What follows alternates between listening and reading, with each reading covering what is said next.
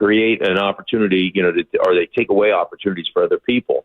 And so, if you're not playing the way you're asked to play, if you're not blocking the way you're asked to block, if you're not doing the little things that maybe don't get noticed on film, if you're not, to the average fan, if you're not doing those things, then he's not going to design plays for you. Like, until you do the dirty work, man, you're not getting an opportunity to shine. And I know this about Kyle. I know how he operates, just like his father did. He'll say, "Hey, man, we're going to run this play, and we're going to run it 5 times. And I don't really even like this play, but we're going to run it 5 times because I'm going to get 4 explosive in the passing game off of this. I'm going to design one for you. I'm going to design one hey, I'll design one for you, Kittle. I'll design one for you, Aiyuk. I'll design one for you, Debo, and I'll design one." Well, guess what? If you're not doing the dirty work, I'm not designing one for you. I'm designing one for, instead of Aiyuk getting one, I'm going to get one to, Juszczyk. I'm going to get one to somebody else who is doing the dirty work. So, and that's, there's a reward system there. And I don't have, that's the way it should be. Like, if you're not sacrificing for the guys that you play with, if you're not doing your job to the best of your ability, or if you're, slacking on that stuff, then you should be punished for that. That's not how you win as a football team. That's not how championships are built. And is that where the Shanahan offense really is at its best, when it's a meritocracy of 5 eligibles and everyone's getting their chance and everybody's moving around and all of the different options are available on every play? Well, where it's the best is when you're really running the ball exceptionally well, and everybody's involved in that. Every guy is sold out for that run, because then, Kyle is so good at creating and marrying the play action pass game to that run game. And so if you're really selling out and you're really running the ball well, then everything you do that mirrors or marries to that run game, it's guys wide open. I mean, how many times do you see guys that are running through a deep over or a low cross or something where there's not somebody within 8 yards of that particular dude? Like, he is just running free, and it looks like the easiest throw in the world. And that's all off of design. It's all off of, you suck guys up in the passing game, you suck them up in the play action game, and they can't get out. They can't help themselves because you run it down their throat. And then when you go stalk a guy, and you go stalk a guy like you're going to block a safety, and all of a sudden you hit a double move on him, you're 14 yards beyond him. And, and now what? Now that guy's turning and sprinting, but he has no chance of getting there. So those easy throws, those easy completions that are big time explosives, that is what he does best. And then when you start putting explosive together, when you talk to defensive coordinators, every time you hit an explosive play on offense, that's a 10-plus yard run and a 20-plus yard pass, every one of those basically in a drive chart equates to about 3 points. So, you hit 12 explosives in a game, man, you're going to hang 35, 40 points on somebody. Mark Schlereth with us here on Willard and Dibbs, 95.7 The Game. Hey, Stink, where do you think Devonte Adams is going to end up? I think he's going to end up with the Jets. Ultimately, I think he's going to go back with Aaron Rodgers, and that Aaron is going to force that to happen. I'm sure that Aaron, called both Robert Saleh, the head coach, and Joe Douglas, the GM, into his office, and gave him a good stern talk. He runs the organization, so. Yeah, I'm pretty sure that feels like the place he's going to end up. Does that make sense to you? I get those connections, but is that what the Jets need? Well, listen, man, obviously when you watch the Jets on offense, Aaron has not truly connected with Garrett Wilson. There's a disconnect there. And I went back to that game Sunday against Denver and really looked at it, and there was a bunch of half-assed plays. I thought Garrett Wilson, like we talked about those love of the game routes, I thought there was a lot of half-assed routes run, and I just know older quarterbacks, guys that have been around a long time, had a lot of success, dude, they will freeze your ass out. They just don't even think about it. Like, all right, if that's the route you're going to run for me, then you're never going to see another football. And so there's been a little bit of a disconnect there for whatever reason. But, yeah, I could definitely see that really helping the Jets. And then the other thing is, and this is big, you go back to his time, Devonte Adams' time with Aaron Rodgers in Green Bay. And you go back to third downs. And he had 19 touchdowns on third downs, which was at that time frame was number one in the National Football League. He had the second most targets, the second most catches for first downs, like the second most yards on third down. Like he was the go-to guy. And when you have that guy, especially if you're running like an individual route, like X individual or whatever on the weak side into the boundary, like even when he's double covered, he's open. And you get to the point now where they struggled in protection last week. Well, guess what? If you've got a situation in which you can just shove the ball to him and that guy is going to get open, or that guy is going to, strong-hand it and body somebody up and catch that ball. Well, now all of a sudden I'm getting the ball out in under a second and a half because I know that dude's going to convert. I know that dude's going to find a way. And now it solves some of your protection issues on third down because the ball's just out so quick. So, and that really is, when I look at the Jets, that really is their biggest issue is if he's got to hold the ball and guys aren't getting open quick, then that protection will break down. Yeah, and a 10-9 loss against Denver reeks a little bit of offensive desperation, only 4 games in. When you look at Arizona, Stink, what do you think about their offense outside of Kyler Murray and the ability to make plays and James Conner and a good ground game? Yeah, I think. Well, James Conner's just a football player, man. That guy's one of my favorite players. He is so good at what he does. Really, like we talked about with Mason, put your foot in the ground and just get downhill and get positive yardage. I think still from a talent standpoint, I think there are some talent issues up front a little bit. I think there's some talent issues, and so that hampers them a little bit.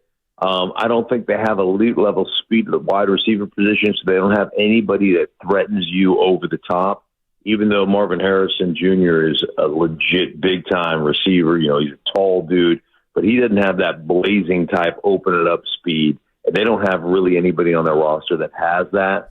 So, you can keep a shell over the top of them pretty much. And then Kyler has put together 4 straight weeks where he's had an opening drive touchdown. And like when he's rolling, he's good. But I'm telling you, when a mistake happens at some point in the game, look at his first half splits or his first quarter splits to the rest of the game splits, and they are eye popping.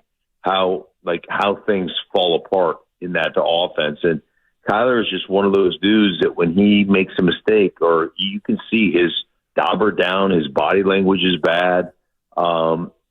You can see him frustration, or just open frustration. Like there's some things going on there that he needs to rectify and clean up because it has been one of those first quarter awesome, and the rest of the game just very, very average. You just led into something I wanted to ask you. We were batting this around before the show. Simple question. Is Kyler Murray good? Kyler Murray's talented. Is he good? Kyler Murray is explosive. Kyler Murray is all those things. Is he good? Right now, no. Yeah, like is he someone you'd sign? No. Nope. I think he's way too inconsistent. He is like here's my issue with a quarterback like that, like versus Brock Purdy. Like I have this rule I talk about all the time. I made it up, but in my mind it's how offense needs to be run. I call it the 70-30 rule. And the 70-30 rule is 70% of the time I need my quarterback and I need my offense to be on schedule.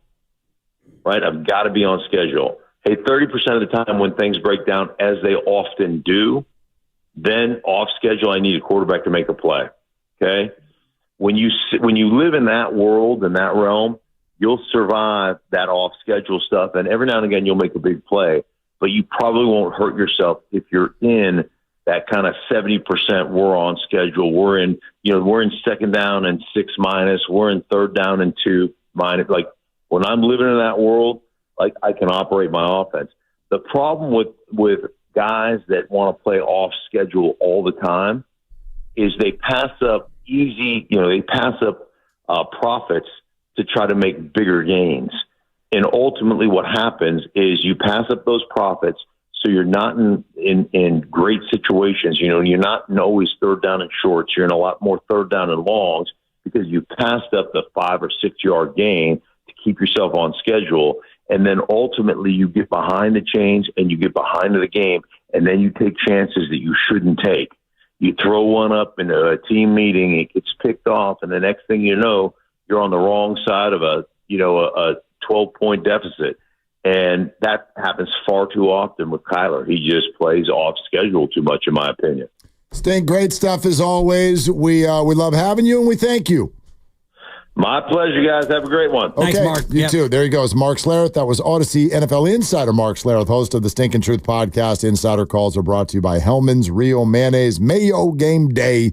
Be delicious. Those are some interesting comments on Kyler. Great comments. And, you've got 5 or 6 yards, but you want more. And so instead of taking a gain, taking a positive play, you try to, instead of taking 5 yards on 2nd and 8, you're looking to get 14. And so and I love the expression, you throw one up into a team meeting, which is what happens when, you throw it over the middle, you throw it late over the middle, you throw it into a crowd, and mistakes happen. So instead of just, staying on schedule and taking what you get, and I like the way he described that, like 70-30, 70% stay on schedule. In other words, run the play. And if the play is good for a yard or 2 gain, even though you think that you can do something on your own and get 9 or 12, you may end up losing 7. Stay on schedule, and that's what Brock Purdy does so well. Well, and this game, because again, a lot of times we get distracted by the flashy lights. You've now heard, I think, 2 experts on consecutive days on this show tell you what this game is actually all about. And it's not Kyler Murray, it's James Conner. Greg Cosell talked about him yesterday. Mark Schlereth just did. He's a really good player. He's kind of like no different in this game than he is in your fantasy draft. He's the guy you're going to grab in round 5 or 6 when you're kind of like, I don't know, I need a running back. Yeah. I'm not really excited about this. And I don't know necessarily why that is. Maybe it's just because there's no game-breaking speed or whatever. There's you're not going to see a guy do what Derrick Henry did on Monday night, for example. Boy. Yeah, I know that guy. Going.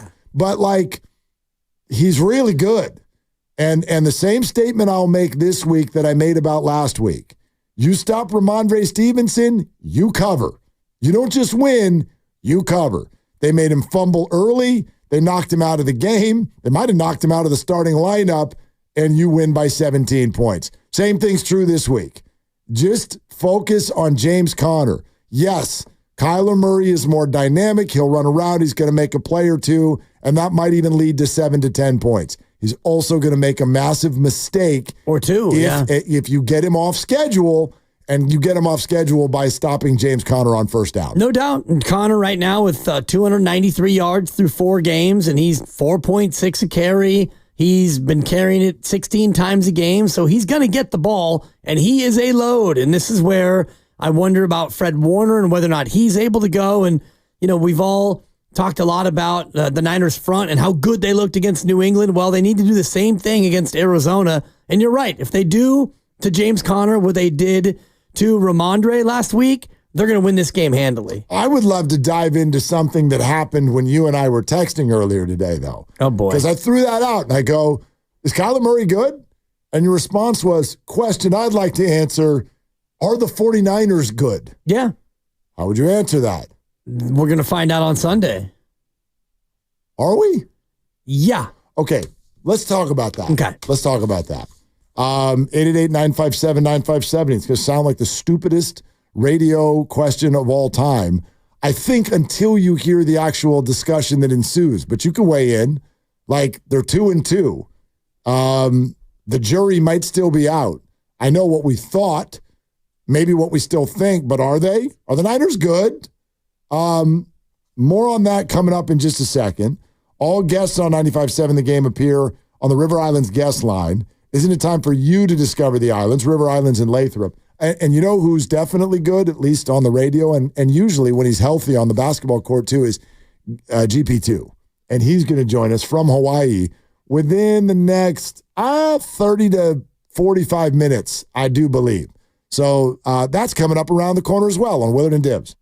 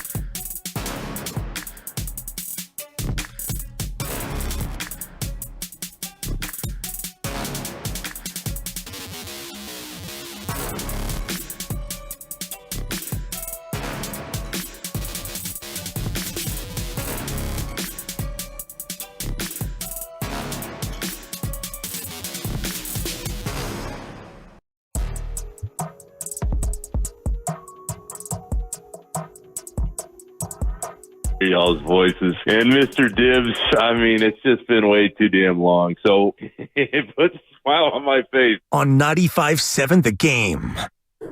I mean, that's what we're going for. There's nothing better than putting a smile on somebody else's face. Pretty cool, huh? Or your own. Yeah. Smile. Yeah. See, you just did. No, and I've been in a good mood for a long time now, for the most part. How long?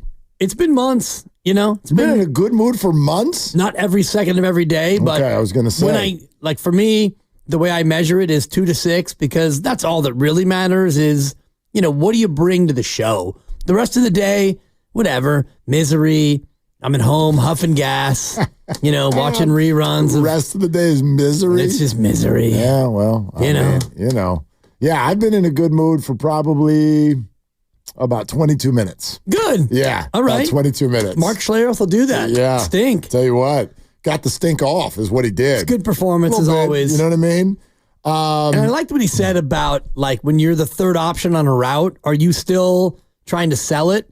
And I haven't looked at the all 22, but I don't think that Brandon Aiyuk has been faking it or going 70% on routes where he's clearly not going to be the primary. Right. I mean, the plays on which he was potentially a decoy went well for the 49ers. Yeah. So that's good. But it was interesting what he was talking about with regard to Shanahan and a reward system. In other words, these plays, it is fascinating, I think, sort of tweak to the conversation we've now had with two of our guests in the last couple of weeks. TJ Houshmandzadeh, admittedly Brandon Aiyuk's personal coach, is like, you would pay this guy $30 million, plus he's a receiver. You're going to pay him $30 million. You got to drop your plays for him. You got to make that guy your guy. And Stink is like, I don't care what you get paid. You get plays drawn up for you when you've done the dirty work. And I would argue Brandon has a reputation for doing the dirty work. I just don't know where we're at on that this year. Does missing camp and wearing red shorts, I don't know. Does that all count as doing the dirty work? I don't know where that sits in the mind of Kyle Shanahan. But yeah, maybe there are fewer plays being drawn up for him than we thought there would be or that there will be in the future. Yeah. And so far, the targets would tell you that he doesn't seem to be the primary on a lot of throws, although the first throw of the game last Sunday was to Brandon Aiyuk, and it was well designed. And I was telling this to Greg Cosell. We talked about it out of 21 personnel where Aiyuk ran a deep crossing route, and he caught it, and he got 36 yards. And it was like, okay, Brandon, here we go. Time to cook. 100-yard game, 8 catches, couple of tuds. Let's get this done. And then he had one more catch the rest of the way. And he had 4 more targets, and a couple of them were, just well-covered overthrows. One was a pass breakup. One was another catch that he had for 11 yards or so. I don't think that he's not getting targets because of any punitive action from the coach. No, I don't either. But there's something organic about it. It's also not happening. Correct. Now, 4 weeks is no longer, it's not a big sample, but it's not a small sample. Not the tiniest. Agreed. We're now almost a fourth of the way through the year, and he's yet to get 50 yards in a game, and he is yet to get, 6 catches in a game, and he's yet to find the end zone. Those are real things. No doubt. We also want to pass along that Fred Warner and George Kittle both, again, did not practice today. And Kyle Shanahan has said, not fun, that they have not been able to get there yet, though he did add those 2 players could, in theory, play even without practicing. Normally, if you don't get there by Friday, you're very unlikely to get there. But Kyle's going to leave the door open there, which almost sort of suggests to me that he's not feeling terribly optimistic about them practicing tomorrow either. And I do think, that I don't think it changes what you would expect the outcome to be, but Fred Warner, much more so than George. I think the Niners can move the ball against Arizona just fine, even without George Kittle out there. But the Fred Warner one, especially with a quick quarterback, to me is a very, very big deal. Right. And we talked to Greg Cosell on Wednesday about, how often you spy Kyler Murray. And he said you would do it situationally. And I also asked him about who you would spy with, because Fred Warner would be the most logical one to spy Kyler Murray because he's just about as fast as Kyler Murray, and he's great going sideline to sideline. But do you want to waste your number one cover linebacker in a spy situation? So if Fred Warner's not able to go, Well, that leaves you open in two different fronts because I know D. Winters is still coming back from his ankle. And the other linebackers you have, Demetrius Flanagan-Fowles and, Devondre. Thank you, Devondre, who's equally not great in the pass game. Now you're in a spot where, what do you do? I mean, do you go to a lot more nickel coverage and you spy him with one of your corners, or do you bring a safety down? Without Fred Warner, your defense has to be a little bit more gimmicky, I think, against Kyler Murray. Well, the Fred Warner one, I'll just say this real quick. The Fred Warner one is one of those that I think sort of defies your eyes. And I think that we're used to looking at players when they come back out on the sideline. There's no blue tent. There's no coach tending to them. They're not even sitting down. They keep their uniform on, and they stand there on the sideline. When you have a double-digit lead, you think to yourself, oh, he's fine. And then you talk to him after the game, and he smiles, and he sort of just spills relaxation all over the whole situation. And you're like, he's going to play. I more listened to what he said as opposed to how he looked when he said it. He's like, dude, it takes a lot to keep me out of a football game. A lot for me to tap out. And I did.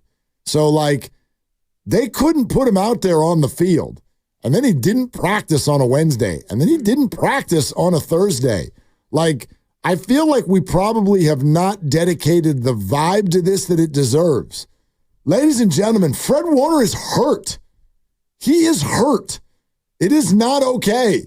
I'm not saying it's a long-term thing or anything like this, but I really feel like we've flicked off the idea all week long that he might miss a game. Yeah. Fred Warner might miss the game. He's played 102 games in his career, and he's missed a total of 0 games in his career. He's 102 for 102.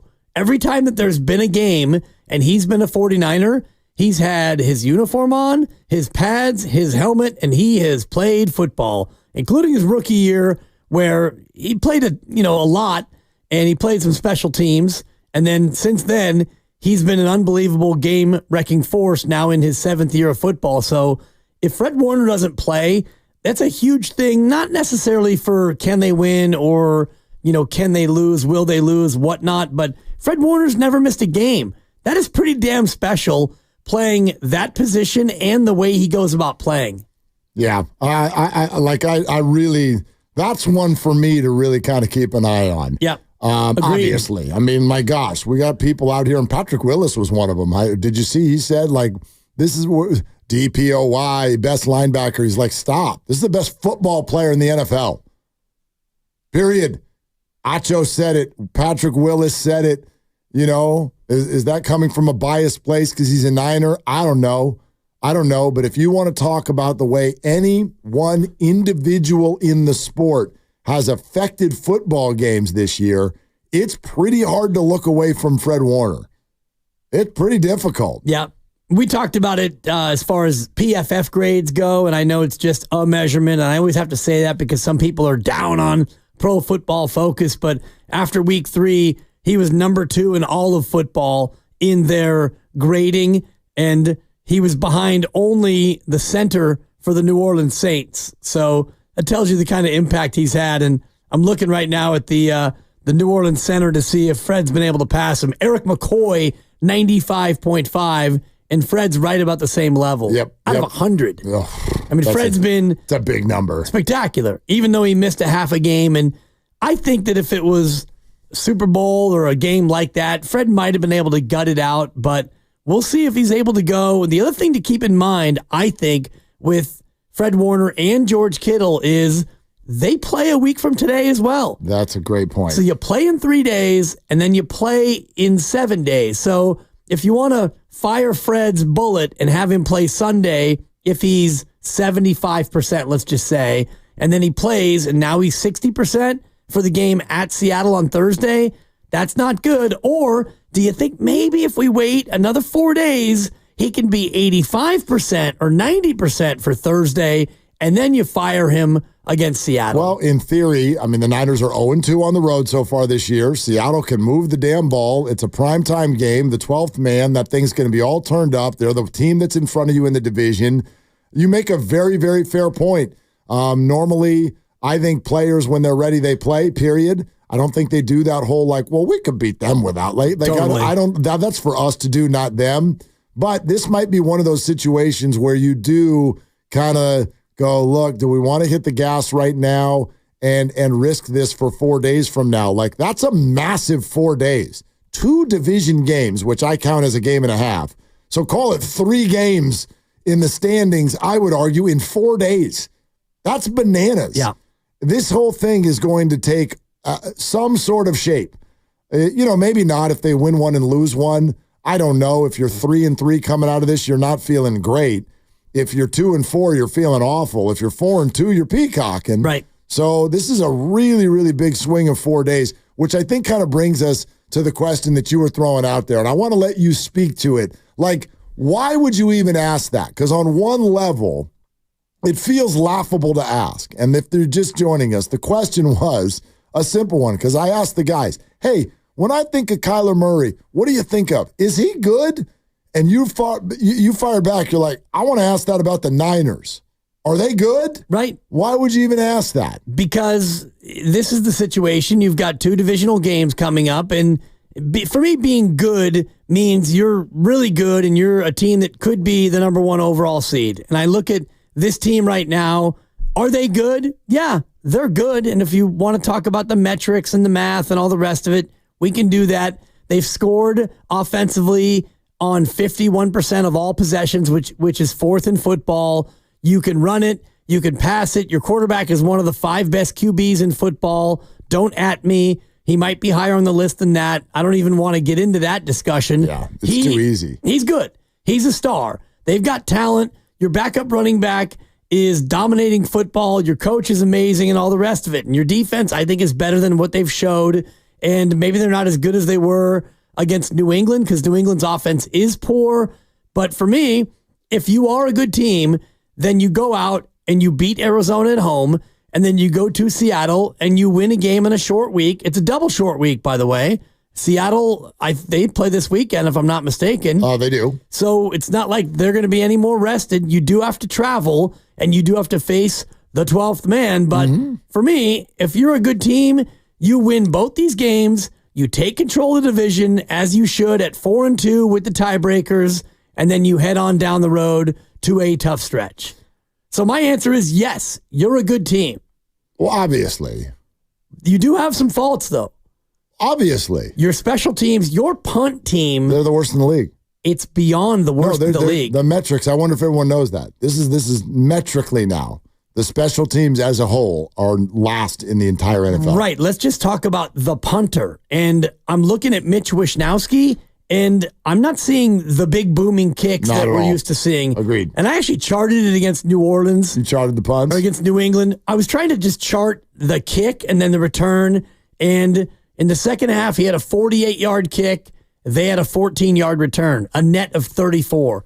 That's terrible. Can I interrupt for 1 second? Interrupt. I don't want to ever hear again about how, this baby, she's 2, and my life has got a lot going on. I'm a busy man. You're charting punts. You're fine. Well, you're charting punts. If you want to just real quick. I think you have oodles of time. The way it works is on Sunday, I watch the game. And when I'm watching the game, it's wifey comes home from the grocery store and I pause it, run out, you have produce in the produce drawer, the milk and this and that. And then you play it and you're catching up. And then, I have it. So the game is on and I'm watching the game, but I'm not really watching the game. And then Monday morning, 9:00, off you go. Might go growing tree. Yeah, you're damn right you're going to the growing tree. And then I go home and I get the pen out and the clipboard and I chart the game. And you chart the punts. Second, I chart it all. Yeah. I'm pausing, I'm rewinding, and I'm going through it. And one thing I really wanted to focus on this time in the rewatch is the punts and the net, because I looked at the numbers and they are far and away the worst punting team in football. Absolutely. Absolutely. I'm still more focused on the fact that you don't have enough juice to look at your family and be like, this is work. I'm busy right now. Okay. 1:00 on Sunday, I'm busy. Yes, I'm busy. I lock in on the game, but there's also the whole idea of a 2-year-old, and when she, when she wants daddy, I'm gonna give her my time. Wait. Yeah, I can't do it. You have to. Well, you have to. I can. She needs to learn that. She will. The beauty is I do afternoon drive now. So on Monday, after she's off to preschool, I can then re-immerse myself into the notes. And I'm looking here. End of the first half. They punt. 42-yard kick and an 11-yard return. A net of 31. What I'm seeing, Mark, is two things. One, your guy, your Aussie kicker, he might be New Zealand, I can't remember, Wisnowski, he's not kicking the ball as far as he used to. No, the whole special teams looks awful. But he is hitting these low-line drives, and the coverage team is not covering punts. Although I don't come too far down the road of Jake Moody. I know he missed the kick that we all really, really, really wanted him to make, but I don't think Jake Moody's having a bad year by any stretch. He's missed one kick from 55 yards. But outside of that, you're not wrong. The special teams has been absolutely awful. I'd just say this, though. I wonder how long do we need to do this, where it's kind of like, look, of course the 49ers are good. Of course. We don't need to label them after every time they play, is I guess what I'm kind of getting at. This lesson has been taught to us over and over and over again, which is that things can look completely awful in certain points, and then they turn. No football team looks the same throughout the entire year, unless you want to go back to Brady's Patriots, and they didn't even win the Super Bowl that year either. Like, there are going to be stupid losses every single year, all the time. They even had them last year. They did this last year. Right? You're 5-0. And then you're like, ooh, peacocking into Minnesota on a Monday night, or actually that was after the Cleveland thing. Cleveland first, then Minnesota, then Cincinnati. You looked ridiculous. Then you're good again. Then you showed up and we all opened presents and ate too much food and sat down to watch you look like a joke. And then you went to the Super Bowl. So all I'm saying to you, there's nothing with what you're breaking down or sharing is wrong. There's plenty of should. I sort of feel like the 49ers kind of should win every time they suit up.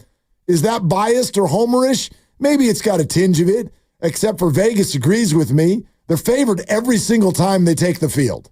All the time, every time. As of now. Yep. I don't even know if we sit here right now at 2-2. Is there a game in which they would not be favored right now? Kansas City, October 20th. What's the look-ahead line there? I believe it's 1. I think they're favored by 1. And they're still favored. And I don't know if I'll check to see if the look-ahead lines have changed. I'll try to pull it up. You're coming up on a stretch where you're going to have a negative rest advantage, which is to say you're going to have a rest disadvantage. And for example, the Chiefs game, you're going to have a 10-day break between Seattle and Kansas City. Well, Kansas City's coming off their bye. So Kansas City actually goes into that game with a rest advantage over you, even though you're playing on Thursday night. Then you play the Cowboys coming off their bye. This stretch coming up after Arizona on Sunday, you play Seattle, the Chiefs, and the Cowboys. 3 games. You have 4 games in 21 days, 1 road, and 2 with a rest disadvantage. This is a tough stretch for you as a 49er team. Sure. I don't know. They're all tough. I get what you're saying. Yes, the teams will get better. And the Cowboy game looks a little bit easier based on the fact that they lost 2 of their best defensive players and they don't run the ball. I don't even think that's a very good football team. Well, I think if they have Lawrence and if they, if they have both of their, defensive forces. Give me the moment this year where you were like, ooh, Cowboys. Like literally, give me the one drive. No, give me the game. They've been underwhelming. They've underachieved. No doubt. They've played 2 games at home. They got blown off of the field both times. How about them Cowboys? Literally blown off the field. Don't give me the stupid fake points against Baltimore in the 4th quarter. Ooh, they're coming back. No, they're not. They're not coming back. Did the same thing against Green Bay in the playoffs. Ooh, they're making a run. No, the other team's letting you. They're in a prevent defense. You're wasting the clock. You lost. Blown off the field. You beat Cleveland. They're terrible. You had to battle like hell to hold off the Giants. They're terrible. They're 2-2. They're they bad. go to Pittsburgh on Sunday night. They're going to lose. And then they host Detroit after that. They're going to lose Detroit again. off a bye. They're going to be 2-4. Okay. They're not a very good football team. They're totally, they are one-dimensional. Dak has a good arm, like he's a good quarterback, not a great one. And they have a good receiver. They have a good tight end. Their second receiver just got hurt. They can't run the ball. They can't run the ball. They don't try to run the ball. Their defense is factually not special. So and it's compromised right now. Yes. And it wasn't good when it wasn't compromised. Yeah. So I'm going to give you the same Cowboys take that I gave. This is way less sparkly, but this is the same thing I told you about the Eagles last year when they were 10-1. That team is a big bunch of fake. That is not a good football team. They're not scary. They're not winning that division. At this point, I would be surprised if the Cowboys went to the playoffs.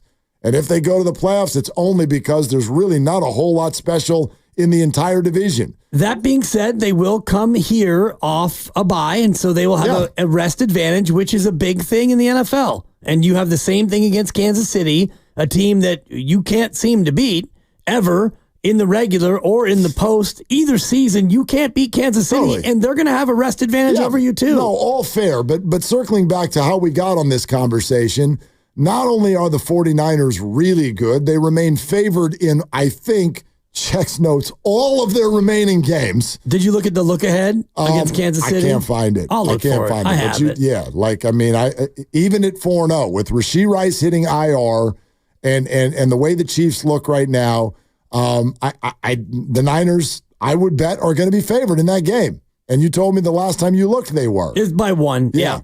So anyway, I get what you're saying, but in no way, shape, or form am I looking at this weekend or even the next week where they will play twice and saying that anything is solidified about who they are in these next 7 days.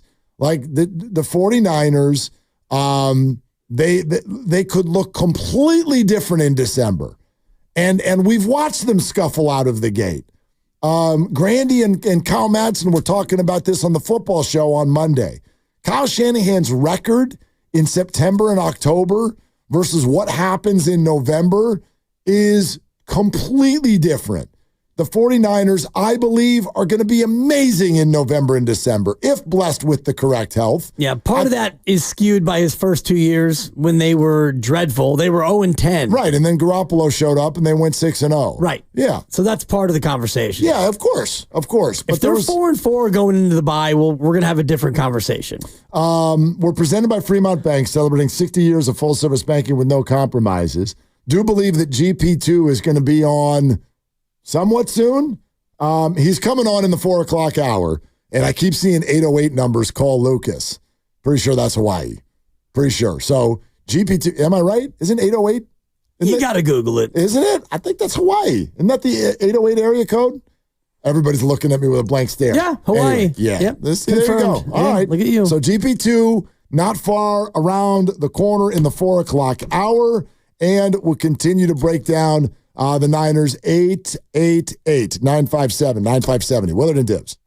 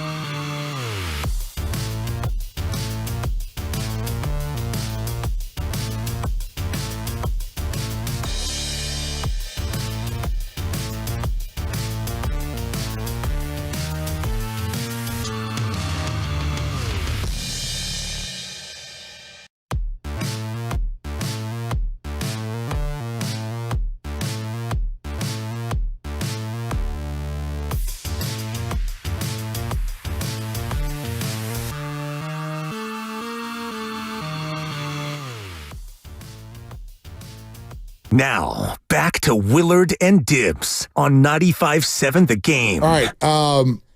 Something to get into in a little bit around the corner. Okay. We got this text, and I know you love this. You are what your record says you are. No doubt. Oh, there's doubt. I hate that. I can't stand that. We'll get to that. Those are facts. But guess where we're going first? Tell me. To the islands. River Islands? The River Islands guest line. Okay. And then the actual islands. Oh. Because that's where GP2 is. That's where all the Warriors are. Hey, GP2, what's going on? What's happening? How you guys doing? We're good, man. Listen, I don't know you, but you seem like a kind of Hawaii-type guy to me. Does this place fit you pretty well? No, absolutely. I love coming back here. I haven't been back here since I was a little kid, so to be back a little bit older and explore a little bit more, it's been amazing. So, yeah. Oh, go ahead. No, it's basketball, right? You check that box, and then when it comes to exploring, what is GP2 doing with the other 22 hours of his free time?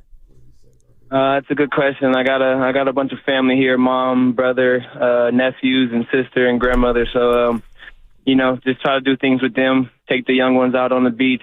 First time being at the beach in the water, so just enjoying that moment with them. Woo! Well, the beaches are now ruined for them because it's all downhill from there. But anyway, yeah, enjoy that. Hey, Gary, especially since you opened up your media availability this year by saying, yes, I'm healthy and I'm ready to go. I'd love to hear about what you've been through the last couple of years. Nothing crazy.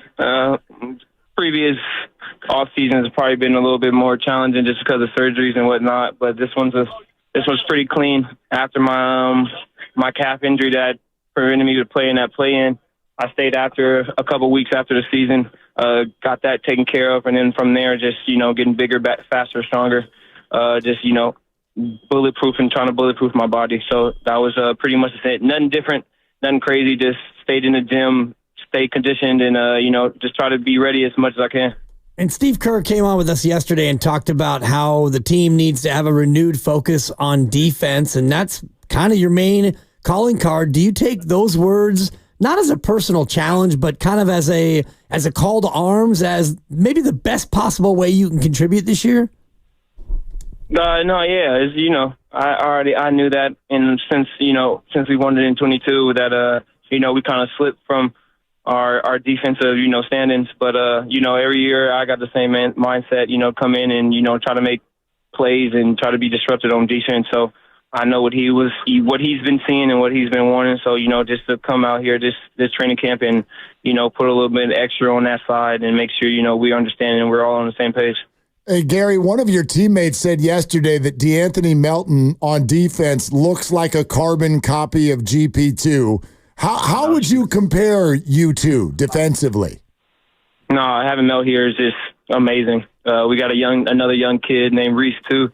That's he's picking up a lot of things quickly. But Mel's already been in the league. He's considered a vet, over here. So he's been on high level teams, playoff runs, and he understands it. So just to have another guy that can fly around, similar to me, and we have two of the same guys out there. I think we're gonna cause a lot of havoc. What's it like now as a vet? I mean, you're going to be 32 here coming up in a couple of months, and you're probably closer to the end than you are to the beginning of your basketball career. Do you take time to appreciate these moments even more so now? Oh yeah, it's crazy that I don't even know. Like, it's year 8 or 9. Year 8 or 9. It sounds crazy to say out loud. Just 2 years ago, I feel like I just got here. So just to look back on the journey and, where I am right now and, considered a vet and be a part of this core group, it's just, it's crazy to think of. But, like you said, yeah, I know it's, can't go back. So it's, I got a couple more left in me. So, I'm just trying to, use them wisely as I can. GP2 is with us here on Willard and Dibs, 95.7 The Game. Gary, can you sort of share what just the initial vibe is of the entire camp? And I mean that sort of in a, like, is this a fresh start feel? There's a little bit of a change, some new players. Klay Thompson's gone. How would you describe it?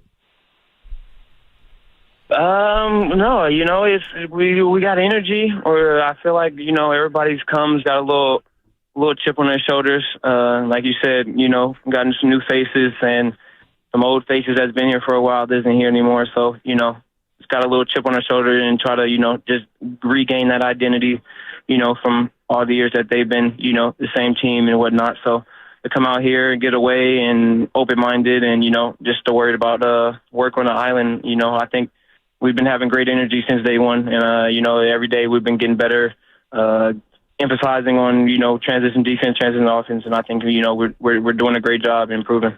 Is gold medal Steph any different than just four-time champ Steph? Has he changed, Gary? No, he hasn't. I think that was a side mission for Steph. So, gold medal Steph, final Steph, golf Steph, they're all the same. He just does great things on whatever he puts his mind to. And I, already know he's locked in, as soon as he hits his gym. So, nobody's worrying about Wardell. Of course. Gary, Steve is already being asked about the starting lineup, and he's been very clear that it's like, look, this is a living, breathing thing that's going to come together. What's your view on that? Like, how quickly does a lineup and rotations and whatnot start to take shape? I don't think so. I think we know Steve pretty well by now, and he's going to do what's best for that game, that day. And he's already showed people that, he's not afraid to, go away from his gut feeling. We might start the season one way, but I'm sure, throughout the 82, it'll be a few different lineups. We'll have some of the same core guys, but it's going to be a lot of different lineups depending on, our matchups and, what they want to do and look at.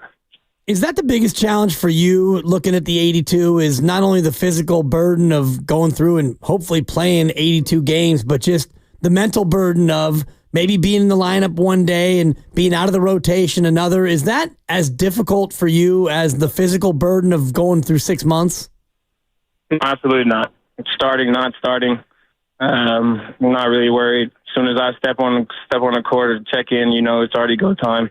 Even if that's, from tip or if that's going in with 11 seconds left in the fourth and trying to get a stop. So, it doesn't matter to me. So whatever I can do to help, if that means, starting early, then it is. If it means, still staying in my spot where I come off the bench and, bring energy to the second unit, then, that's what coach wants. And, I'm going to try to provide the best I can.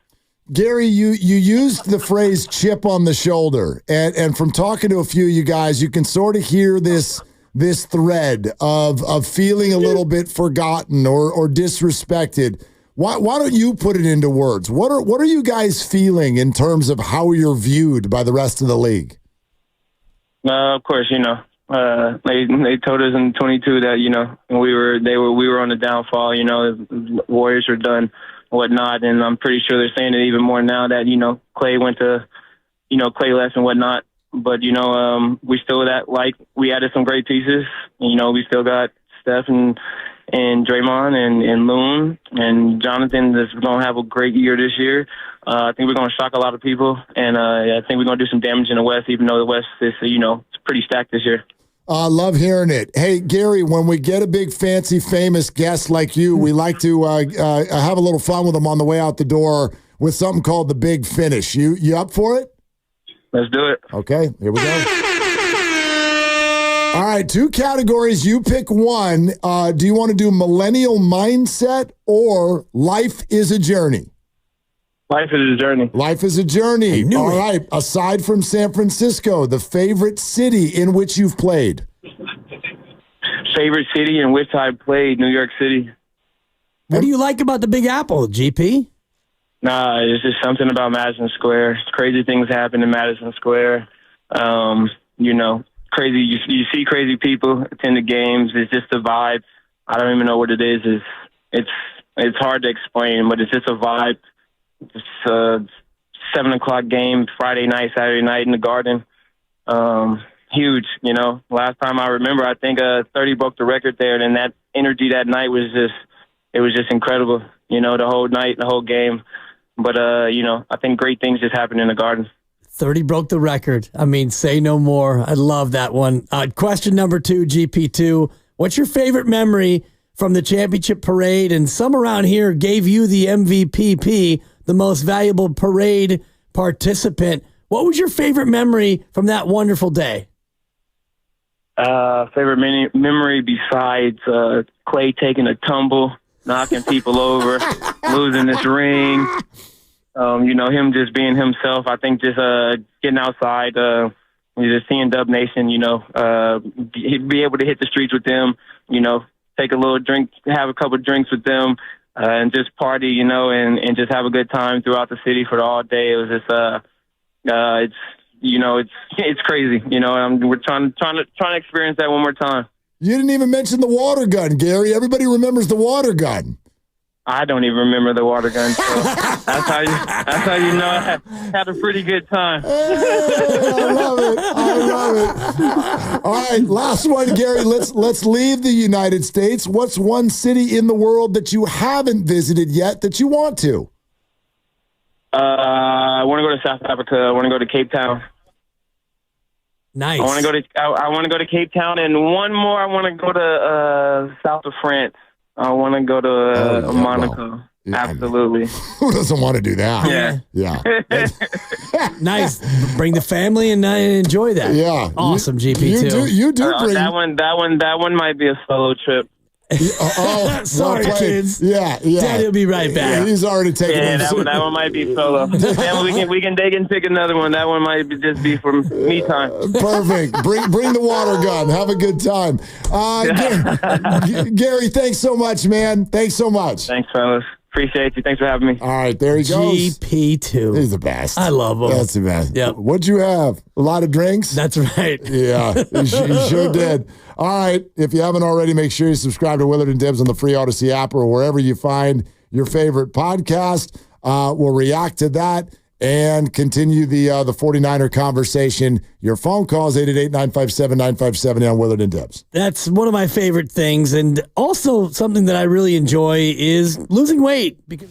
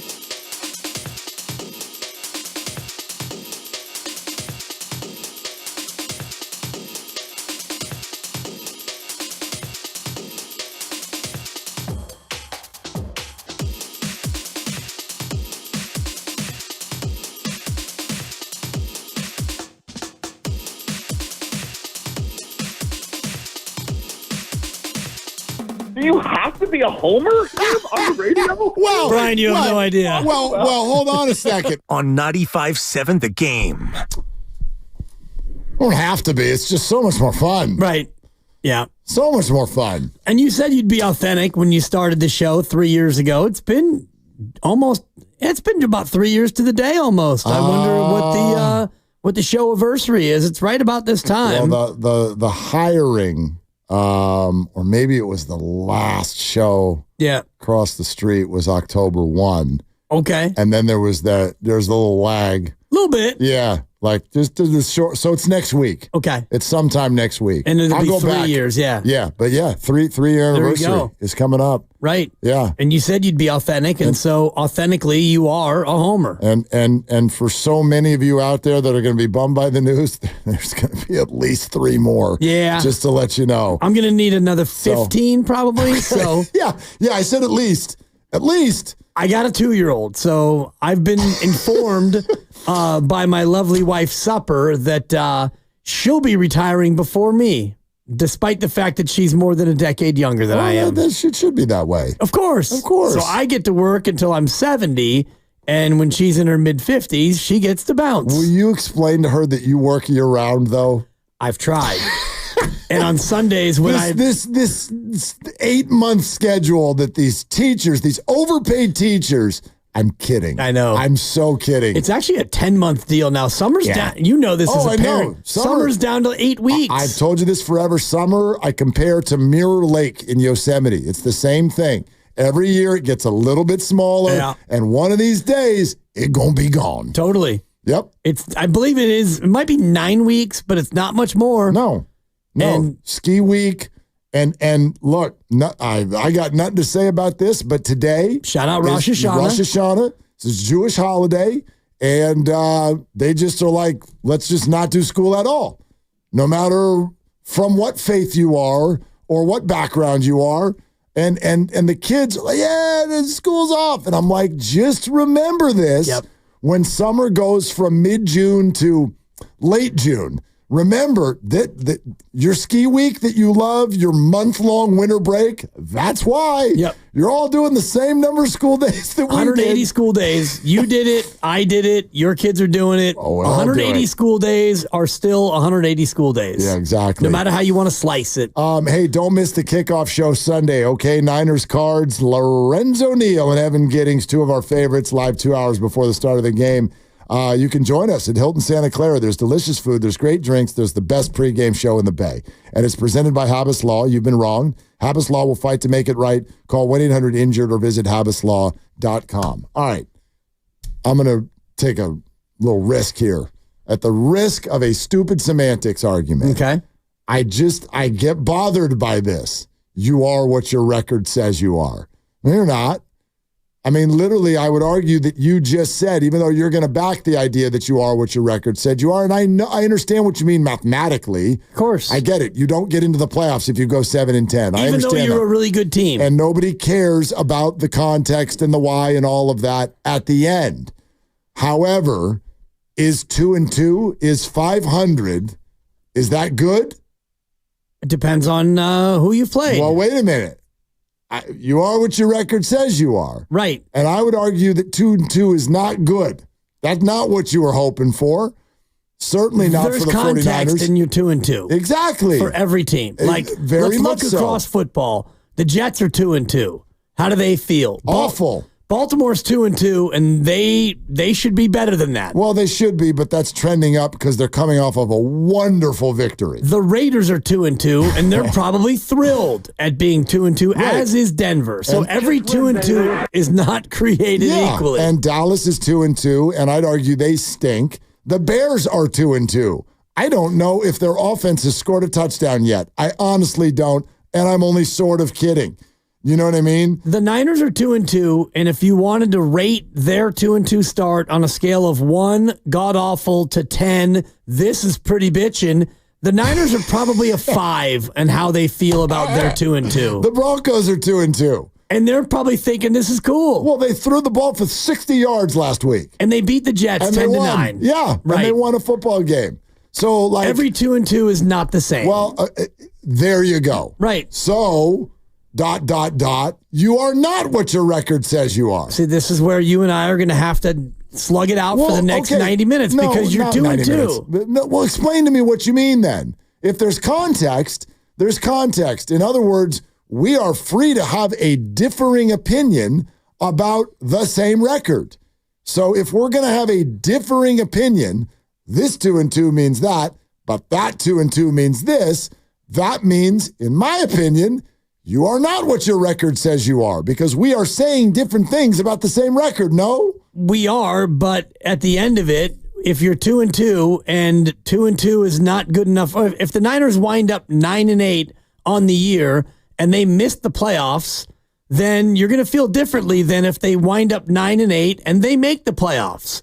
The record would be the same, and the disappointment level would be dramatically different based on what you get to do next. But that's looking backward. Ultimately, we're at a point in the season where we're looking forward. Right. And right now we're looking backward at 2-2. We're not looking forward at 2-2. We're looking at what they are at 2-2. And I would say this 2-2 for the Niners is more disappointing than it is pleasant. No question. But I don't think it defines them is what I'm saying. I guess that's a better way to say it. When someone says to me, you are what your record says you are, that sounds to me like you're defining the team. You're a 2-2 team. Mathematically, yes, but none of you feel that way. None of you. You're playing exact words. You're playing Sharpie. You're playing math. And I don't think most of us look at sports and football and whatnot with a math brain when we're drafting how we actually emotionally feel about a team. If I do go back to the fact that I do think that the 49ers remain favored in every remaining game, then I'm not going to define them as a 500 team, even though they sit there as a 500 team right now today. Like, I don't see it that way. The Broncos and the 49ers are not the same thing.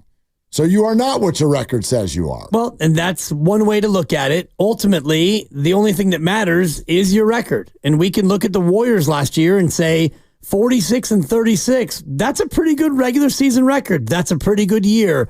You were the 9th seed and you got knocked out. Normally. So ultimately, all that matters is how you finish and what you do if you make the playoffs or you don't make the playoffs. And so the Niners are 2-2.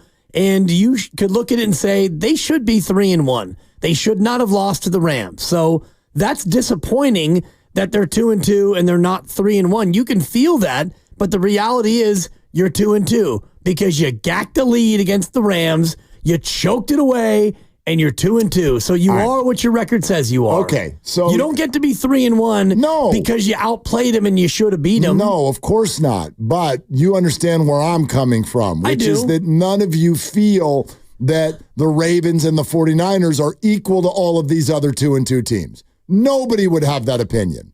Nobody. Right, but if you wind up the year and you are just like these other teams, then our feelings will be different. Well, sure. And Dallas is a great example because you just said I think they stink. You think that they stink, and you think that they're going to be 2-4 when they come here and they take on the Niners, and the Niners should be 4-2. They might be 3-3. Yeah. You just never know. But if Dallas comes in here at 2-4 or 4-2, we'll think differently about the very same Dallas team. 100%. Like, again, I'm not saying that your record doesn't matter. I'm saying that we're still very early in a season, and our projections also matter. And here's what, in the end, I'm kind of getting at. And I do wonder this, based on the disappointment of this first foursome of games, we're coming off of a win. We didn't get to really dive into it as much as we normally would on a Monday and Tuesday because Farhan Zaidi got fired and Buster Posey got hired, and there was a press conference, and it was a big old stinking deal. Plus the Patriots, speaking of stink.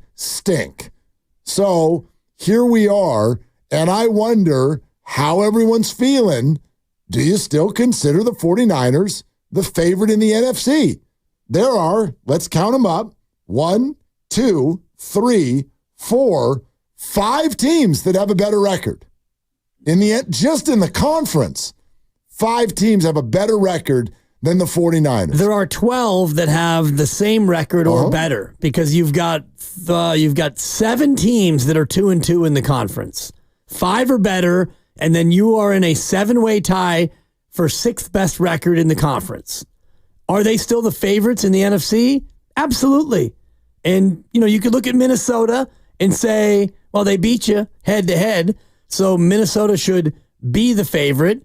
And, Minnesota's been the best team in the NFC so far. Yep. They beat you, and they're 4-0. No, they have good wins. They beat the Packers at Lambeau. They blew the Texans off the field. They beat the 49ers. Well, they blew Green Bay out for three quarters, and then Green Bay a quarter and a half. But yeah. In Green Bay, it took a long time for them to answer late in that game. Jaden Reed. They need to cut their field goal kicker.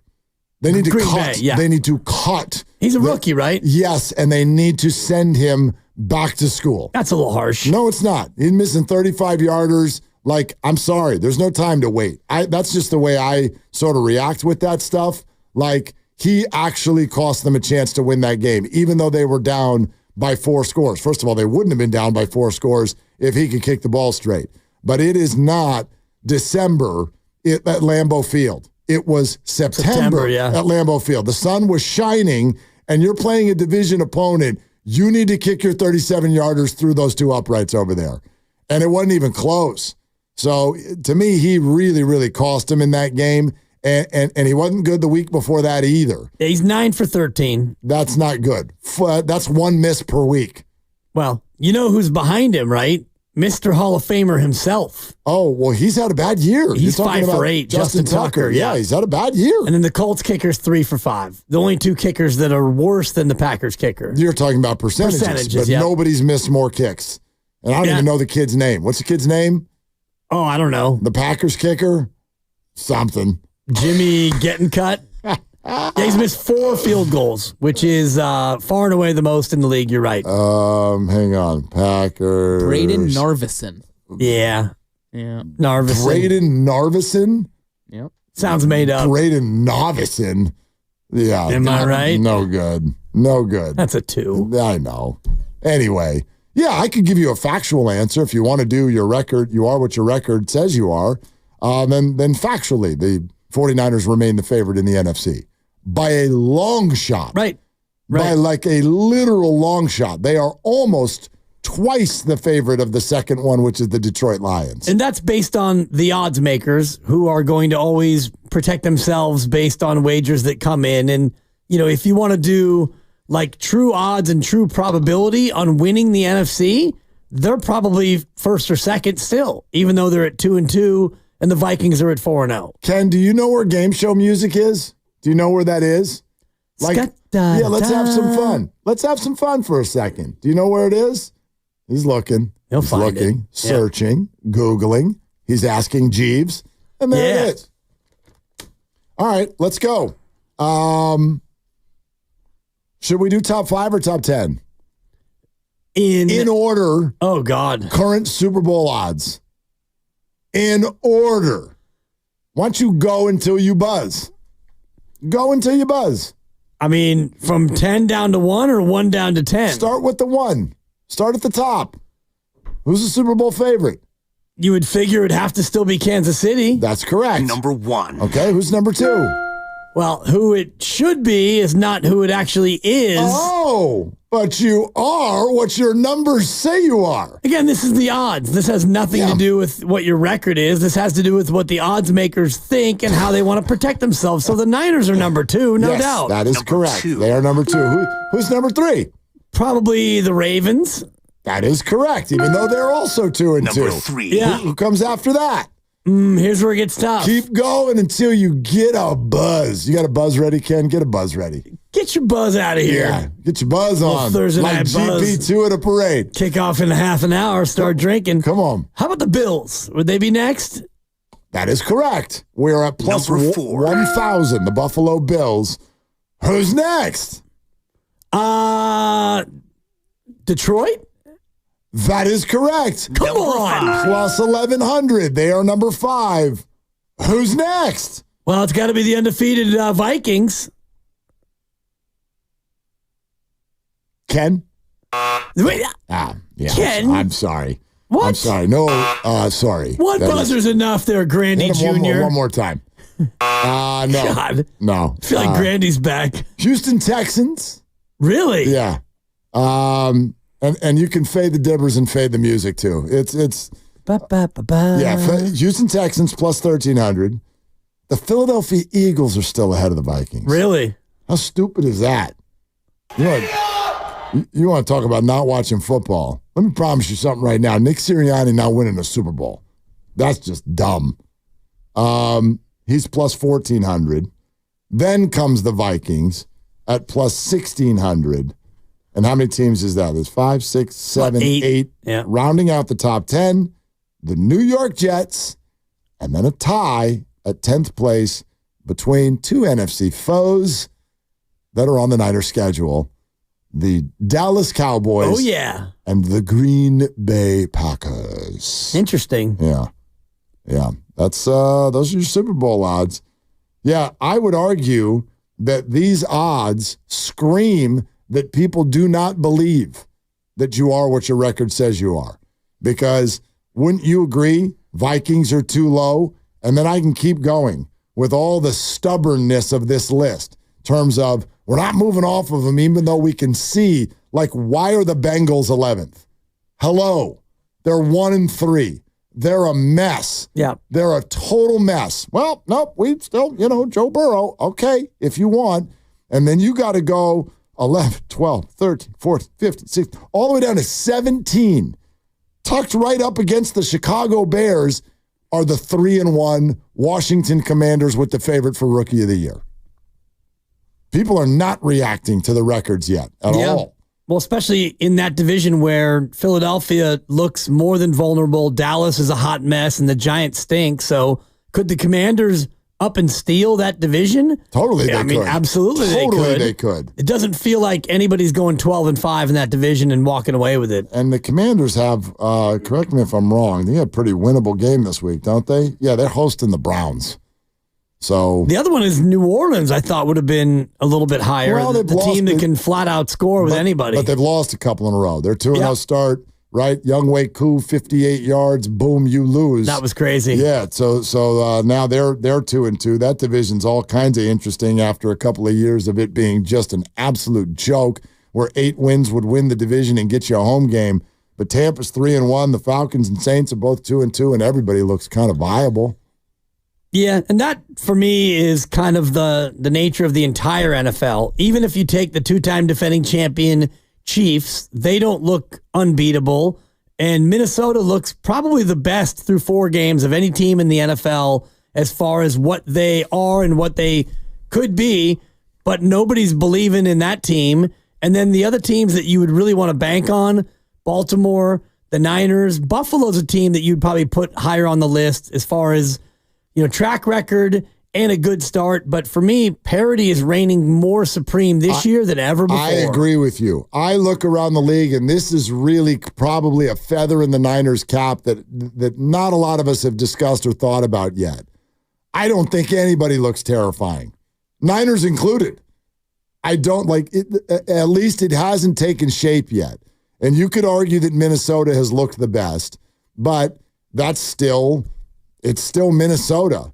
Like, at no point would I look at them and be like, they're going to dominate. That's going to be really hard. The only thing that I would say that is shaping up that's potentially an issue there is that they now have, in theory, a 3-game lead on the 49ers with regard to home field advantage, if it all plays out that way. If the Niners do have a good season and then this kind of gets on track and they have a good second half and they're going for one of the top seeds and they're going to win the West, the Vikings are 4-0 and have the tiebreaker on the Niners. Yeah. So that's already shaping up to be a potential problem, because I do think going to Minnesota in January would be hard. That would be hard. Well, I think playing Minnesota, period, would be hard because of what Brian Flores was able to do to your guy, Brock Purdy, and the Niner offense. The way they play defense with their 7-man front at times, and when they rush 4 or they rush 3 and drop 8 or they bring 7, they are very confusing defensively. And Brian Flores has had Kyle Shanahan's number in those games, and he's been able to counteract the Shanahan offense, at least in the last couple of matchups. And threw a pick. They got 6 sacks. I wouldn't act like he confused Brock Purdy. Brock gave him a compliment. Brock also threw 28 of 36 for 319 yards and a score. Yep. It's not like he was like, I don't know what to do out here. You scored 17 points. I understand that. Again, second straight year, you played Minnesota and you scored 17 points. Sure. And that's on a lot of things, though. It is. Yeah. And it's not only on Brock Purdy, but I look at a Brian Flores defense versus a Kyle Shanahan offense, and they were able to bend and not break. And that's another thing if you want to talk about the New England game, and we want to look at things that have me cautious about really going knee deep on the 49ers is they still have a red zone issue. This team still does not do enough. That's fair. In the red zone. Opening possession, you get to the 3, let's kick a field goal. Second possession, you get to the 8, let's kick a field goal. This is not the way to go about winning Super Bowls, is by settling for 3 instead of 7 against bad teams. Yeah, that's fair. Then again, they've had a lot of penalties in the red zone, and some of those were very, very bad calls. I know they ended up scoring in the red zone on that one drive 3 times in 4 plays, but they get the green check for scoring a touchdown on that particular drive. I understand that. Yeah, you have a point. Yeah, they need to be more efficient in the red zone. They were 2 for 4 in the red zone. Well, and that's actually where I feel like they feel the biggest void with Christian McCaffrey.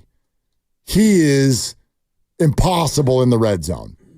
Like, as a defense, what do you do? What do? You sell out for the run, and then all these passing options open up, including him. Or do you lay back, and now Christian McCaffrey, the best running back in the game, is firing at you in the red zone? I think that they miss him there a little bit. I also do think that again, if we're looking at the 49ers right now, you're more concerned with the other side of the ball than you are the offense. You are, but, you look at things that could be better, and obviously special teams would be area number 1. For me, the defense would be area number 2, and then offensively, it's the red zone. And I look at last year, the 49ers had a 68% red zone touchdown percentage, which was number 1 in the NFL. Yep. This year, you're at 50%, which is tied for 20th with the New York Football Giants. Not good. Not good after a small sample, but yeah, not good. We're presented by Fremont Bank, celebrating 60 years of full-service banking with no compromises. All right, let's circle back to the front. We're having an interesting conversation early on in the show with regard to when you watch Brandon Aiyuk, what do you feel? Like, what do you think's going on there? We can get a little bit more into the Devonte Adams angle of this, which has been much discussed throughout the country, including here so far today. But also, it's starting to give me Kevin Durant kind of vibes. And what does that mean for you? So when you watch him play, what do you feel like is going on there? 888-957-9570. We'll take your calls. We'll talk it out. It's Willard and Dibs.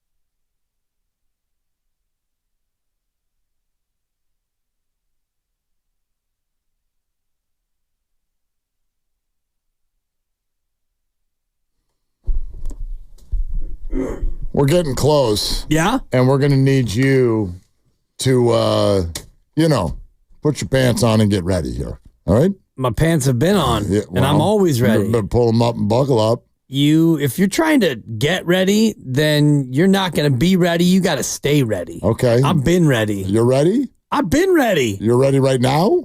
I've been ready for a long time. All right, fine. Then let's fade the dibbers. Let's go.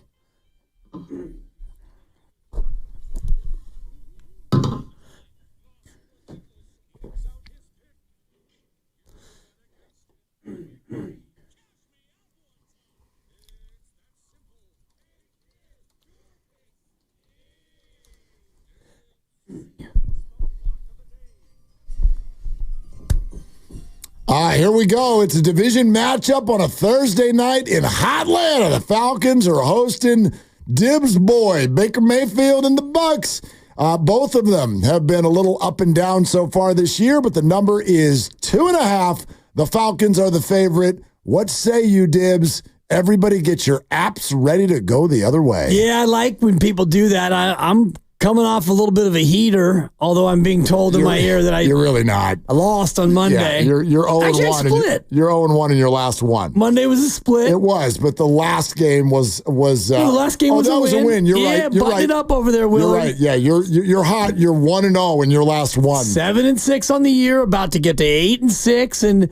I like Atlanta a lot, but I got a little thing for Baker Mayfield. Ever since you disrespected him last year, he's been clowning you ever since. I like this Tampa offense. Picked him up on my fantasy team. That's how much I clowned him. I like the Tampa offense, and you give me points, even though it's on the road. These divisional matchups, they're always tough to call. I like Tampa and the 2.5 at Atlanta. Go ahead and lock that up, Ken. I said cuckoo. Yeah, he hit it. Play it softly. I know. Turn that ass up. No, there because you go. we're all distracted by the fact that last place Luke, the director of sports here at 95.7 The Game, he started a celebration sensation when you go the way he wants you to go. And you did. So in other words, he thinks Atlanta. Tonight. Yes, but he doesn't bet anymore because I kind of lean in his direction too. I think this is just, it's a field goal game. No, my 2 cents is this is a stay away. This is not. I don't have that option. I know you don't. So, but I'm just putting my 2 cents in. Bunch of cowards. No, it's a stay away game. I think the line is weird. That's why I like Atlanta. My buddy has a free bet, and he asked who to bet on. Okay, what do you mean by the line is weird? Well, they're a 2.5-point favorite against the Bucks, who have been rolling as of late. I would think that it would be more in their favor, but that Atlanta's, I know they're at home, but the fact that they're 2.5 is a bigger line than I would have expected. Can we redefine I'm hot or they've been rolling? What does that mean? The Bucks won last week. The week before that, they might have had one of the most embarrassing losses and performances that any NFL team has had all year long. To let Bo Nix, who can't get a first down, come into your place and move up and down the field at will made no sense. Atlanta? No, Tampa. Oh, yeah. What the hell was that against Denver 2 weeks ago? Yeah. That was a week and a half ago. So, no, they're not rolling. Well, they look okay. What have you done for me lately? Yeah. Baker looked great. Best quarterback in the league, probably. Who'd they play last week? Who'd they Eagles. beat? Oh, God. Yeah, the Eagles. The Eagles stink. The Eagles don't have a pass catcher you've heard of besides they're running around with Paris Campbell. Dallas Goedert, my guy. Yeah. No. Remember Jahan Dotson? I do remember Jahan Dotson. I remember for 2 years in a row, and everybody's like, you get him in the 10th round, you'll win your league. He's an Eagle now. Wouldn't know it by last weekend. He's a league winner. Yeah, no, he's not. He got traded. He got dumped by the most upstart team in the NFC. And they're doing great. They're doing great. Yeah. This one is a tough one. And it's honestly, very tough. It would be a stay away if I was allowed to, but the two teams are very, very closely matched. And this one feels like a field goal game either way, which would tell you that you should probably take the favorite, the home favorite, to win by 3, and they're only given 2.5. But I like Tampa in this one. I'm going to take Tampa and hope for a close loss or a narrow victory. Yeah, I get it, but let's also do the metrics on the Falcons. You're like, they're 2-2. They are literally a hot breath away from being 0-4. They had no business, as we all well know. Beating the Saints. Well documented. No, the Eagle game. Remember? 99.7% chance to lose. Oh, that's right. With 2 minutes to go. And your guy Saquon dropped the pass. Sirianni and Saquon Barkley put an alliance together on how to lose a football game in 10 days. And the Falcons went right down the field and won the game by 1. And their other victory is a 58-yard buzzer-beating field goal last week against the Saints. Yeah, Younghoe Koo. They are 2 crazy plays away from being 0-4. 0-4. No doubt. But also competitive in all of their games. Hung right with the Chiefs, hung right with the Steelers, 1-score games. They seem to be playing only home games this year. Like that game in Philly is the only time they've left Atlanta all year. You're right. I don't know really what to think of either of these teams yet, which means, yeah, it's a stay-away game. Yeah. I don't know what the hell's going to happen in this one. Just remembering from last weekend when they got the 58-yard field goal, they got a 30-yard PI that preceded that set up the field goal. Great point. Which was, it might have been PI, but it was one of those just chuck and duck plays where you're hoping for a flag and you get it. Some corner made a stupid grab, and the next thing you know, you lose a football game. It's kind of crazy. But that's been the year, I think, in a nutshell. A lot of these games have been on a razor's edge. You're going to have a competitive game tonight. Should be. Nobody's running away from anybody in this one, which would lean in your direction. But 2.5, that's funky because, right? Yeah, you like field goal, Younghoe Koo from 60. Lost my bet. Exactly. Yeah. If you think it's going to be a field goal game, then you would take the favorite at home and lay the 2.5. But I didn't. And, I make my picks in my confidence pool usually on Wednesday, and I've decided to stick with it. So the Niner pick, that pick is in, and the Monday pick, that pick's already in as well. I'll hold those for the appropriate time. And you're allowed to change them for Fade the Dibbers. I have, and I've been right, and I've also been wrong doing that. So I'm just going to try to stick to my guns. All right, so there it is. So listen. Tampa and the 2.5. I hope you listen closely. We're all asking for you to unload your 529 accounts on the Atlanta Falcons tonight, minus 2.5. Fade the Dibber. All right. You like that? I love it. I can't wait to watch this game. GPD's on the phone. Hi, Grandpa Daddy. What's up? Oh, man. I love you guys, man. You make my day. You make me smile, and I appreciate that, man. Thank you very much for your service. We feel the same way about your phone calls, GPD.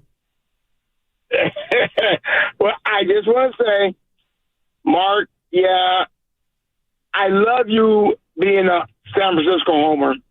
Dibs, thank you. You're pragmatic. Dibs, you're pragmatic. You're Steiny. I guess you're not a 49er fan, right? You must not be a 49er fan, but we need your perspective because you keep us homers in check and keep us on an even keel. So that's what I love about you, Dibs. I am a fan, but I'm not just going to swoon in denial of what I think is an actual opinion, GPD. I'm not like one of these sycophants, fanboy. I keep it real, GPD. I keep it a buck. Keep it real. Keep it all the way 100. You know it. 100, Dibs. That's what I love that about you. And I want to say this, but what you're keeping it 100 about. Mark, you're wrong. About? When you come home, you're wrong. When you come home and the baby needs attention, you drop everything and you give your baby. When your grandpa, daddy, when your daddy, the kid needs you, you drop everything and you don't watch football. You don't do nothing. Thank you, GPD. No. I agree with you, GPD. But what you're doing here is you're misusing the word need. She don't need attention. She wants attention. And if you give her too much of that, no, it's not. Well, it's not. That's true. That's true. Hold on. You're right. You raise some kids. You're right. There's needs and there's wants. It's a balance. That's exactly right. I got it. By the way, GPD, I use that in parenting all the time because you know how many times I've had a kid on Amazon.com, Dad, I need this. I go, stop. I go, stop. You don't need this. You want this. And we can have a conversation about that, but don't come at me with you need this. You got clothes on your butt. You got food on your plate. You got a bed to sleep in. You don't need this. You got a roof over your head. That's right. You're dealing with teenagers, not toddlers. It's different. I'm dealing with everything. Hold it. Hold up. I was getting ready to say that. But when you're in that baby to 5-year-old range, it's always they need you. Exactly. They need you, bro. Yeah, thank you, GPD. She doesn't know the difference between need and want. Thank you, GPD. And if she comes up to me midway through the third quarter and it's 3rd and 4 and it's have it milky, have it milky, have it milky, it's either I go and get the milky or I spend the next 5 minutes with have it milky. Where's your partner? My partner is where's your partner? Probably at the grocery store or probably doing one of the other myriad things that she does to keep the household running. It's a shared load. 3 hours a week. 3 hours a week. Bro, it's just not that simple. I've got 3. I get it. Been there. The Niners played when they were 2 years old, too. I remember. Yeah, you could just, you know what she needs? She needs to sit down and learn about 49er football. Oh, we actually do. Let's go. She gets a lot of lap time. How many years until she's got a fantasy team? Probably 4. When she's 6, I'll get her own little fantasy team. Exactly. Jude's 10. He's been in leagues for 13 years already. Okay? Like, come on. Let's go. Chop. That's what you need. You need to be learning. That's what you need. Sit down. Yeah. Watch how you watch a football game, freak out and sweat over other people doing things you got no control over. Let's do this. Give you a real reason to cry. When you got Rashid Shaheed in your lineup and he gets no targets. That's right. Exactly. And then you bench him the next week and he goes for 13 points in the fantasy. I can't get that guy right. I play him, he gets a 0. Well, I bench him and he goes off. Yeah, but goes off. He's a did he catch a bomb for a touchdown or not guy. Right. So that's going to be like that every week. But when he does, tell you why. And he's on your bench, it's, it drives you crazy. Yeah, well, that's spoiler alert. You go and get driven crazy when you play fantasy football. But when you have a guy like another guy I have, Garrett Wilson, he frustrates you for different reasons because it's clear that offensively they're not interested in moving the ball or scoring points. So, but he's a really good receiver. So he was. I know. I mean, when do you get to the point where you start benching Garrett Wilson? I mean, and then he has a breakout game. Be ready. I know we're getting there. Bench your. No matter if you picked him early or not. It's not like you're paying him. You've been putting in investment. Let's go. But he's the kind of guy who can go 9 catches for $130 and 2 touchdowns in a heartbeat. He's that good. No, I get it. The whole thing just drives you crazy. Listen, I drafted Michael Pittman in the 5th round. He's on the bench. You sit down. Deontay Johnson's taking your spot, young man. We got competition in this team. And if you lose, you out. You sit. You watch this fantasy game from the bench. How stupid we sound. Yep. Anyway, you're listening to 95.7 The Game, KGMZ FM and HD1 San Francisco, and Odyssey Sports Station. Always live on the free Odyssey app. Twitch and YouTube, powered by First NorCal Credit Union. For a low-rate auto loan, apply online, or just ask for First NorCal financing at the dealer. All right, can we change the tone a little bit about Brandon Aiyuk?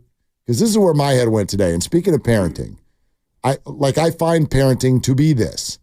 It is the yin and the yang constantly of discipline and compassion. Back, forth, back, forth, back, forth. I mean, even think about what you're talking about. My comes over. Milky.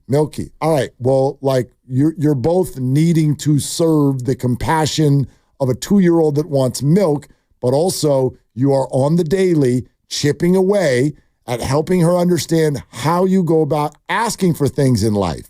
Because in 5 years, if she's coming up to you still during the Niner game, Daddy, Milky, you bet that. Okay? No, I get it. And today was have it milky, and so I go in the, of course, honey, good morning. I love that have it comes first. That is my favorite. Have it milky. Mama, have it. Okay, honey, okay. Mama, have it. So then you go in the fridge and you look at her and go, Mama, you don't have it. And then she's learning how to open the fridge. So you go in there and you get her the milky, and then she looks at it and she goes, want big cup. And then she takes the milk and she throws it across the kitchen. And I say, Mila, we don't do that. We don't throw the milk across the kitchen. You don't get the big cup. So now we're going to get upset because have it big cup. And I thought you wanted Milky. I gave you Milky. Now we want the big cup. Now we've got a problem. All right. So twice this week you've compared Brandon Aiyuk to a 2-year-old. I don't want to come off as, dismissive of Brandon in such a way. Love Brandon. He's a grown and I love man. my daughter. He's an adult. But here's what I'm getting at. There's no two ways about this. I've been very, very critical of Brandon Aiyuk. I have been very hard on Brandon Aiyuk. I stand by everything I've said and that I'm saying. But what if we took a little bit of a different angle as opposed to just like analyzing what's happened and sharing opinions on that? Why don't we ask it this way? What do you see when you're watching him? This whole experience, what do you think's going on? And maybe this is a little bit of amateur psychology, which maybe we shouldn't do. I don't know. I don't think anything serious is going on. But like every show on our station, in one way, shape, or form, has started to have this thought where like, and you especially, since you're over there charting punts on Monday mornings, like that's a deeper dive. What do you see? What's going on here? Because it's not that small of a sample anymore. And the performances are not there. And they were there consistently last year. And I don't want to hear that he missed camp. It's October, for goodness sakes. He has had plenty of time to get all of his snaps and look like himself. And it does not look the same. So, and you can all weigh in on this. 888-957-9570. We will take your calls throughout the 5 o'clock hour. What do you think is going on here?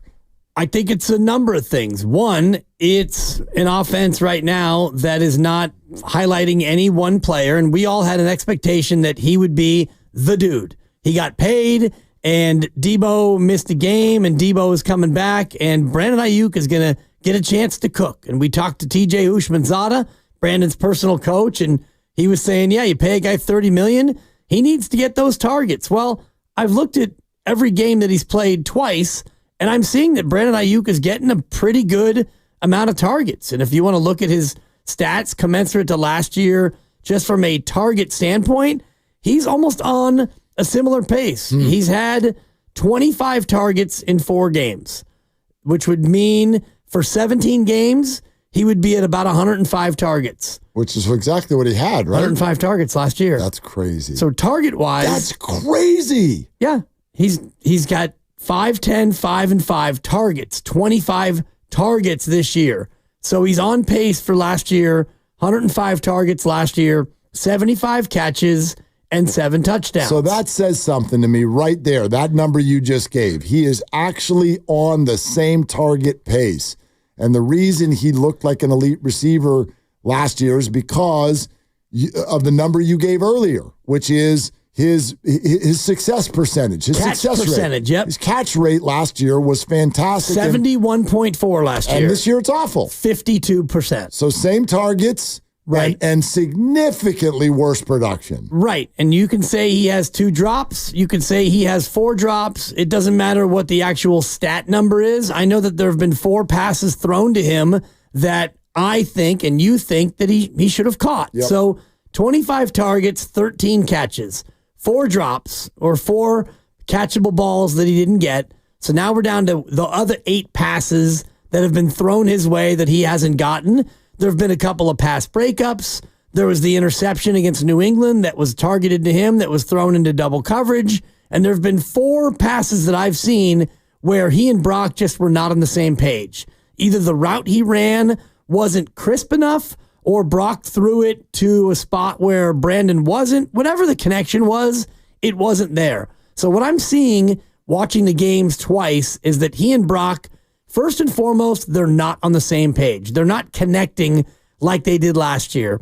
Against New England, the first pass play that the Niners ran was a beautifully constructed Brandon route where he was wide open. That deep cross that he ran, and he got 35 yards or whatever. And I thought that was going to be foreshadowing what the game was going to look like. Like, let's target Brandon. Let's feature Brandon. I'm not seeing him being featured as the primary in a lot of routes. So I think it's a lot of things. One, he's not the primary as often as I think that he would like. And when he is, he and Brock just aren't on the same page. I got some thoughts on this, but let's go to Kirk first. Kirk in Los Altos on Willard and Dibs. Hey, Kirk, appreciate the phone call. What's going on? Thank you very much. About the whole Brendan thing, I would wonder, first of all, is how many people like myself walked past the television on Monday and saw the subline about Devonte Adams wanting a trade, and had the immediate thought, I've got a trade for you right now that'll work out perfectly for everybody. But my sense on, again, I'm complete amateurish at this sort of stuff, just watching it for so many years, is that last year, I think maybe have been an outlier. That it all clicked last year, but there's no necessary guarantee that it's going to maybe ever happen again. And I think the whole team is in a funk on lots of other levels, from the offensive line, if we can go over that. But I think my personal thought is that I don't know that he'll ever rise to that level again, even as young as he is. That's my betting line. And thus, I would certainly, if Devonte Adams felt like coming home, I would take him in a heartbeat. Well, Kirk, thank you for the call. Okay, put the Devonte thing over here because I got something for you, but let's hold that. Yep.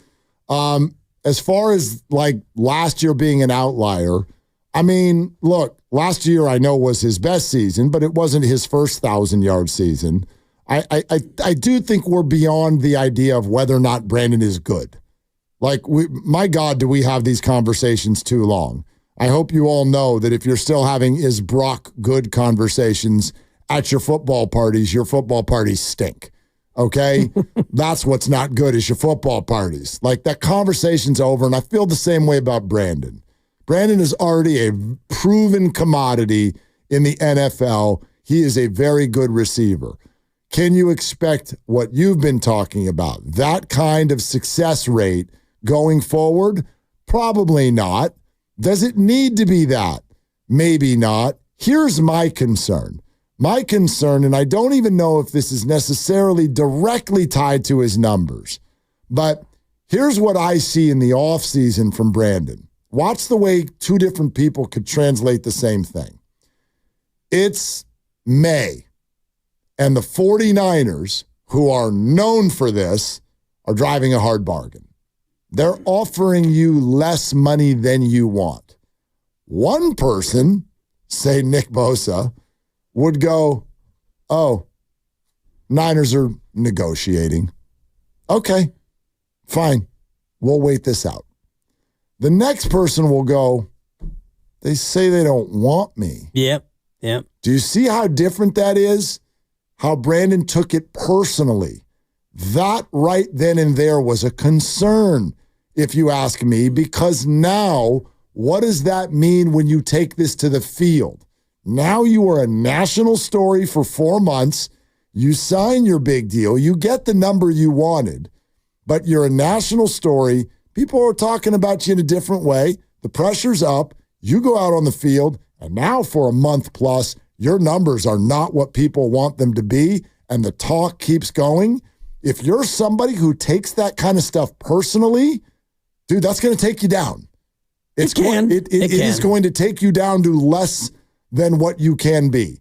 And so that's one thing that at minimum I think about when I watch Brandon Aiyuk. It's possible that can be something that affects him going forward. And I'm just looking at the way he's played through 4 games, and I don't see a precipitous drop-off in his productivity. I know the catches are down, and he hasn't scored a touchdown, and his catch percentage and all the rest of it, yards per game, all the numbers, they're down, but it still is a small sample. Totally. And I see a guy who's playing, and I just looked at his snap count percentage, and I think he's at 81% of snaps. 76%, which is slightly below where he was throughout his career. Part of that is that he missed camp, and so week 1 and week 2 was a ramp up.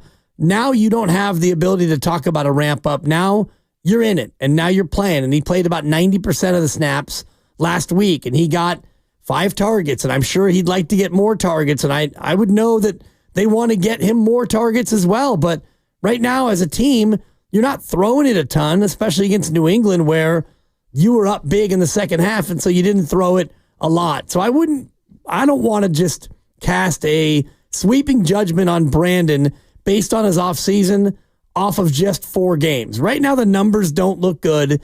The impact doesn't look good.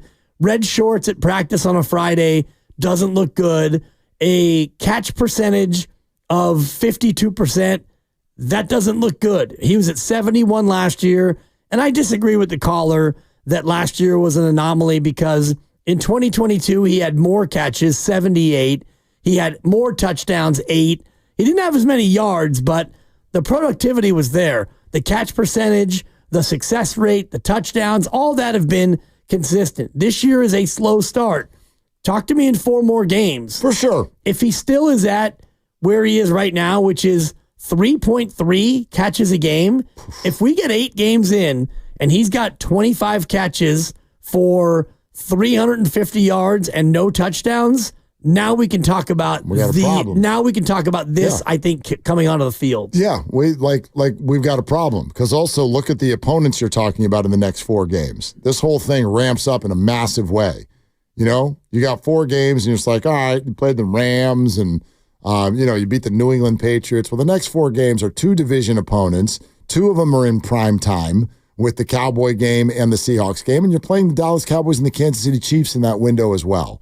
You're going to have to be a better football team. You are going to be a much more watched football team, all of those things.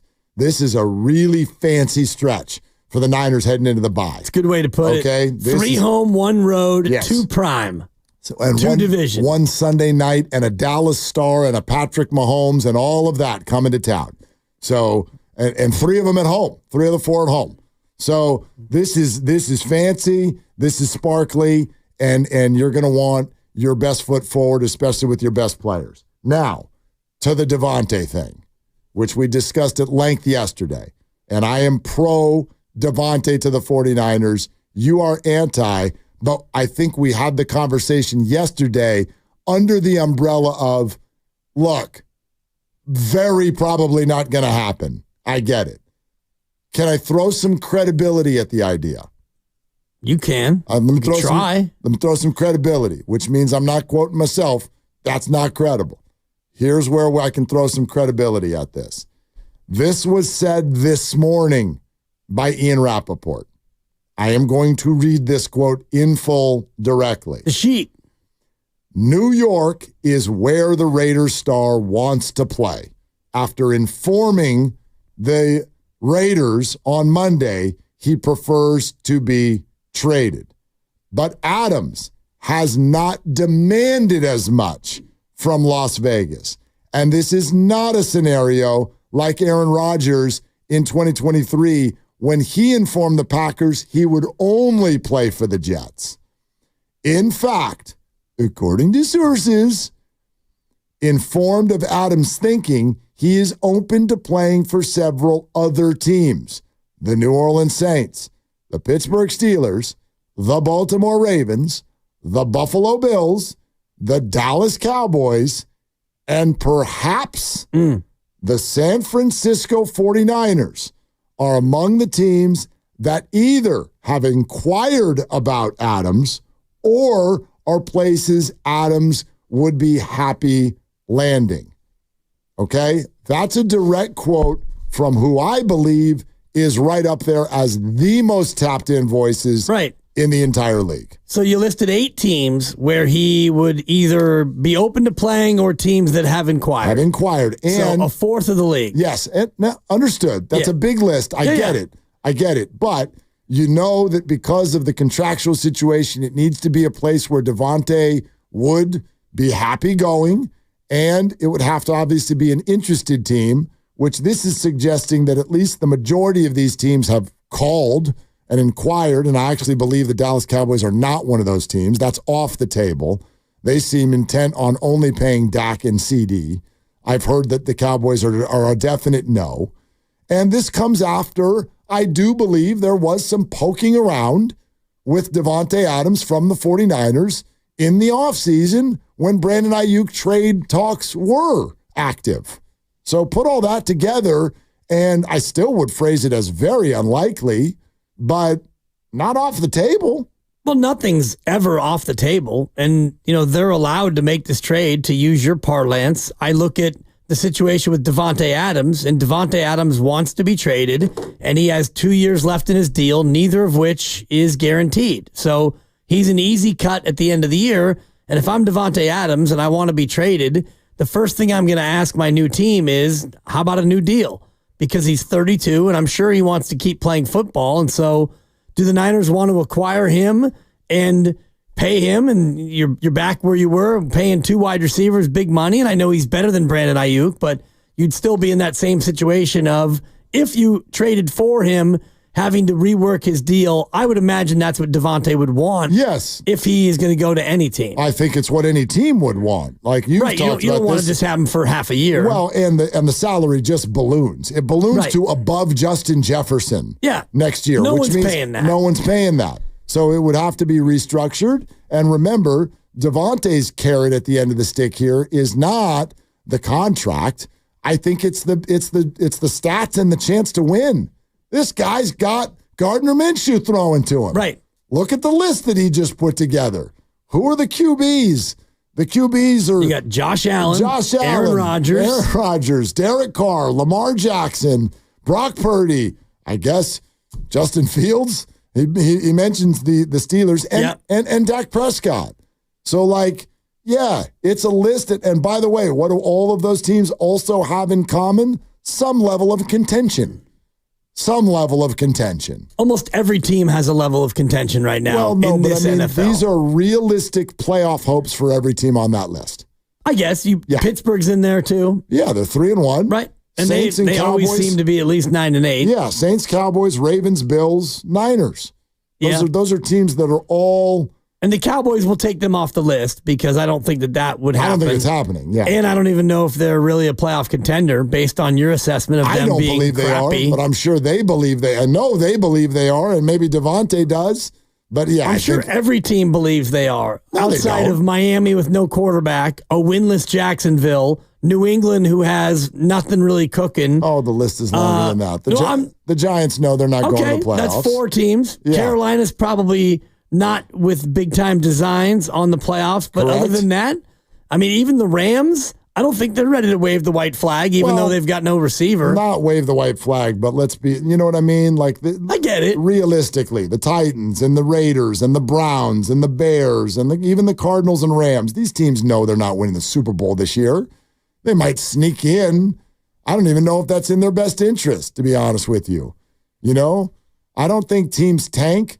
But I do know that executives, once they know that you're not going to win the whole banana, do root for losses. Yeah. I know this for a fact. For draft picks. Yes. Unless even if you have a quarterback, you'd rather have a higher pick. Sure, of course. So anyway, that's not, and one other note that Rapp put out there, which is, remember yesterday we were kind of putting the over-under on when this would happen.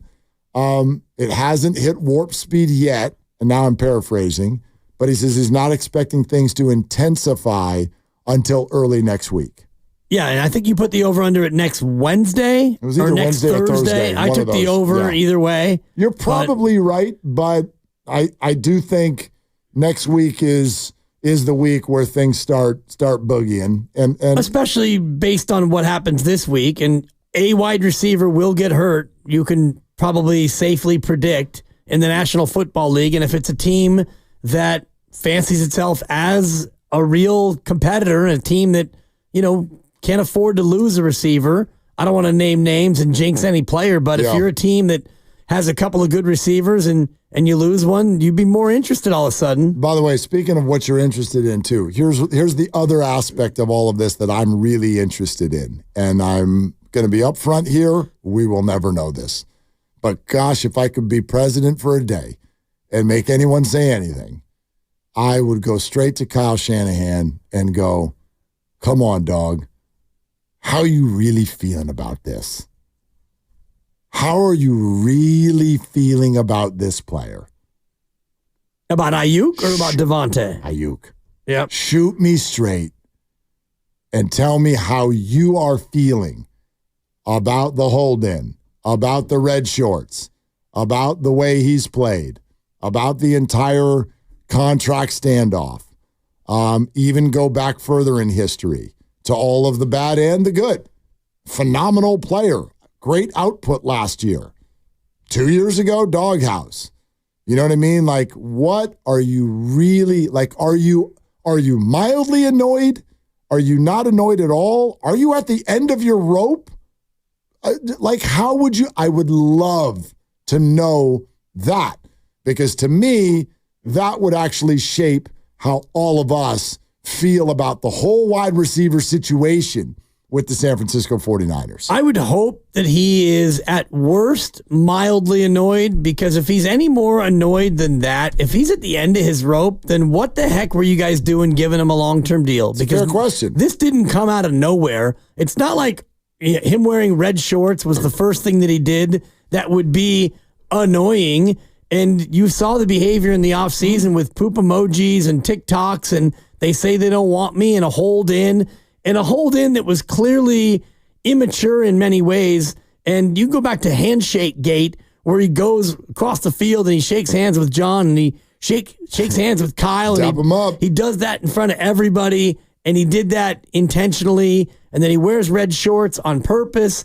These are all things that, if they are more than a nothing burger, well, then what the hell were you doing signing this guy to a long-term deal? Well, that, for me, would be the question that I would have. I asked that a question in two ways. I agree with your question. I got another one. What are you doing signing him to that kind of deal if you're not going to run more plays for him?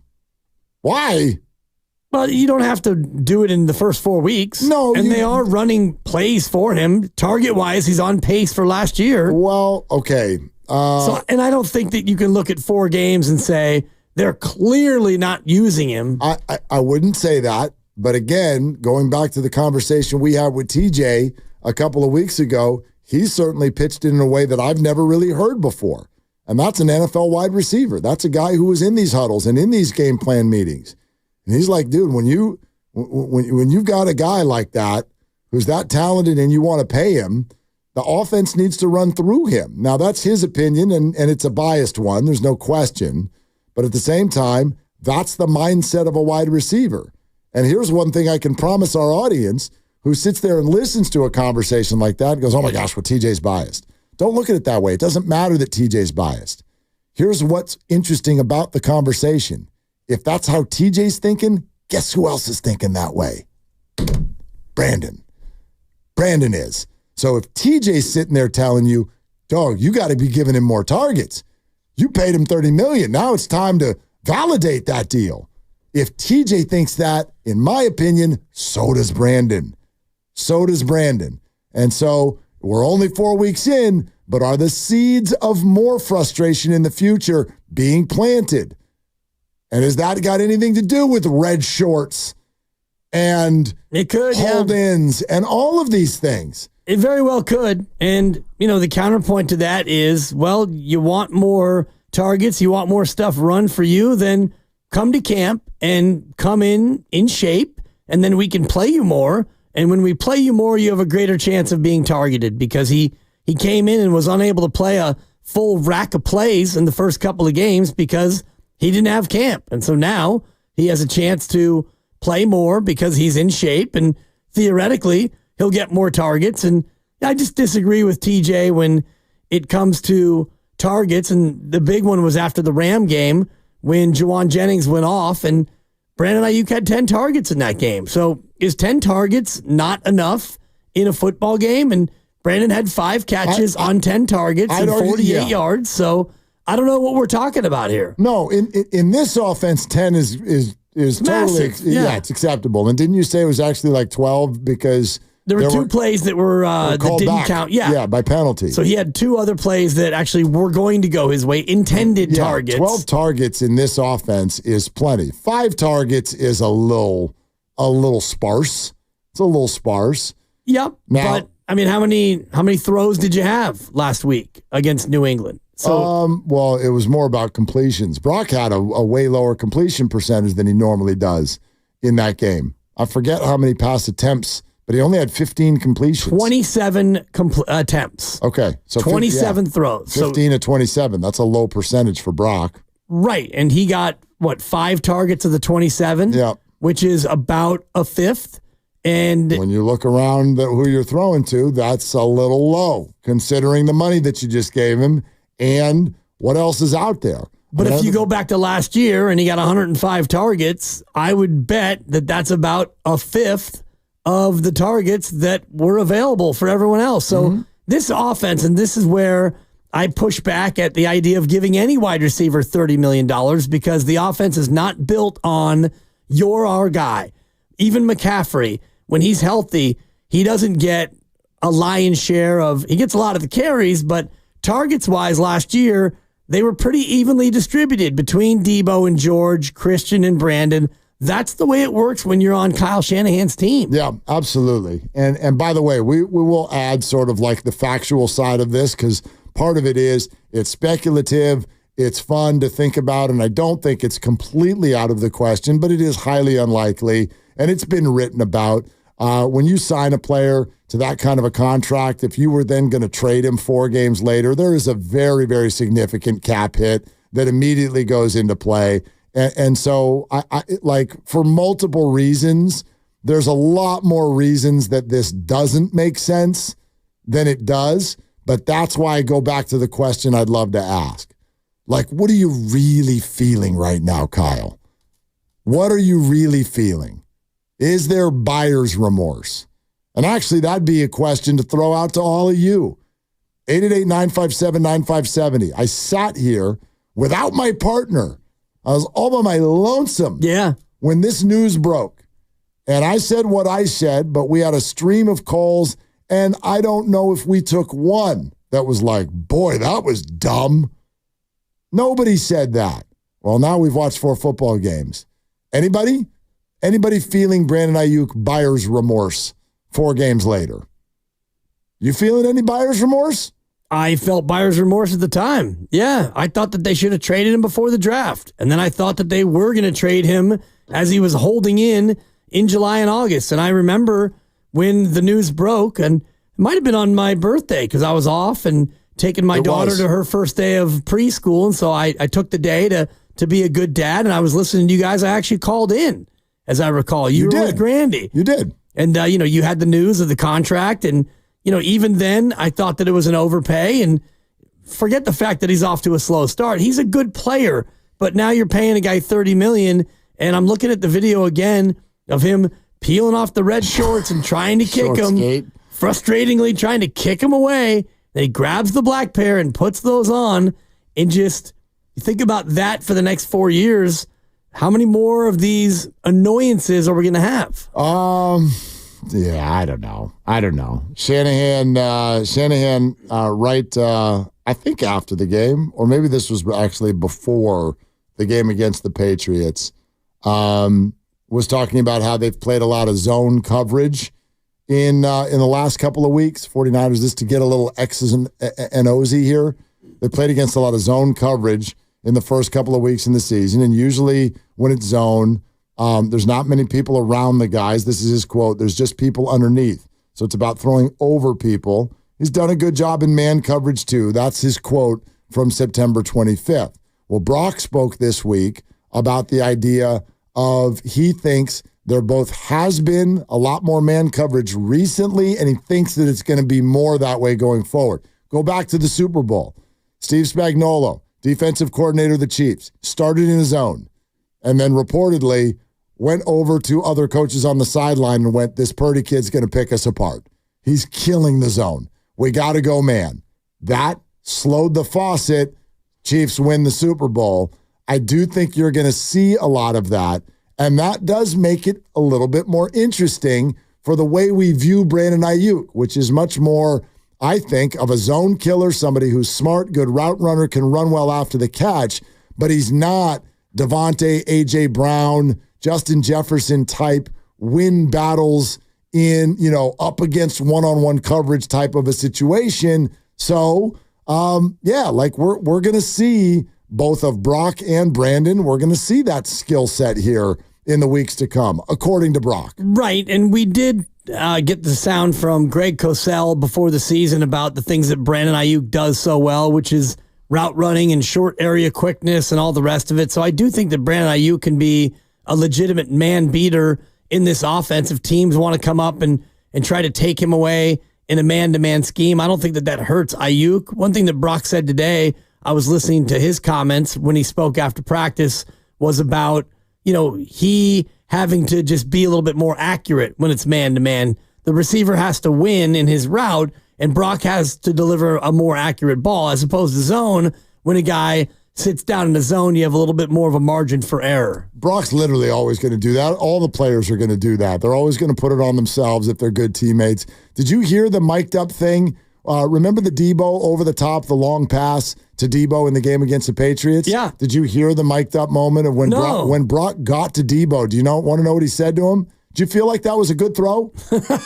No. I'm asking you now. Did you feel like that was a good throw? I would give it probably a 95 out of 100. Okay. It was a pretty damn good throw. Yeah. It dropped him in the bucket. Yeah. He gets to Debo. You want to know what he says to him? My bad. Dude, should have led you. That was a touchdown. It was a shade behind him. I mean, literally maybe missed it by half a yard. Yeah. You know what I mean?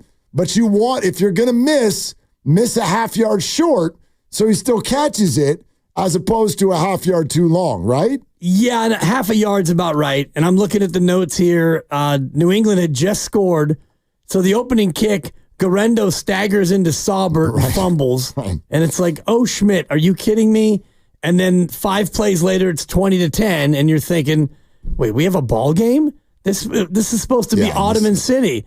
Niners touchback, first play, 21 personnel. Debo just runs that deep post route, runs by everybody, and Brock, I thought it was a beautiful throw. It's a great throw. Probably a 9.5 out of 10. And he apologized for it. And he apologizes. 55-yard pass play. And he's right, though. If he puts it another 3 feet, half a yard, whatever, in front of him, it's a catch and a 70-yard touchdown. Maybe. Instead, Debo had to slow down just a fraction, but the throw was cash money. Campbell in the city on with us on Willard and Dibbs. Hi, Campbell. Thanks for calling. What's up, guys? Love the show. First time caller. Thanks, Campbell. I don't have Aiyuk buyer's remorse. I love him. I love the way he played last year. I think he's going to play his way into shape. But I do feel like there's a bit of a weird taste in my mouth from the hold-in. And reflecting on some of the discourse on whether we should sign him or not, we were discussing about how Debo wouldn't have the same numbers without Aiyuk. Purdy looks better because of Aiyuk. I think those things are true, but I think that there's no doubt that our strongest weapons are also, tied to Debo and Brock and McCaffrey. I'm also just thinking now that Juwan's having such a killer year. I mean, is he already thinking about holding out next year for a new contract? Is he, what happens with that? Juwan? No, yeah. Or Aiyuk, either one. Well, Aiyuk can't. I mean, yeah, he got his deal. Juwan Jennings just signed a new 2-year contract right before this year. So, is he going to outplay it and hold out? I'd be surprised. He just signed it. Campbell, thanks. That's one of those things, and I'm not going to act like I know these guys. But Juwan Jennings literally signed this deal, 7 weeks ago? Something like that. It was earlier in the offseason, I think, but yeah. Was it? Anyway, so, he just signed it. I think that he has handled himself like the ultimate team player. There are 2 quotes that I love. One of them was a non-quote.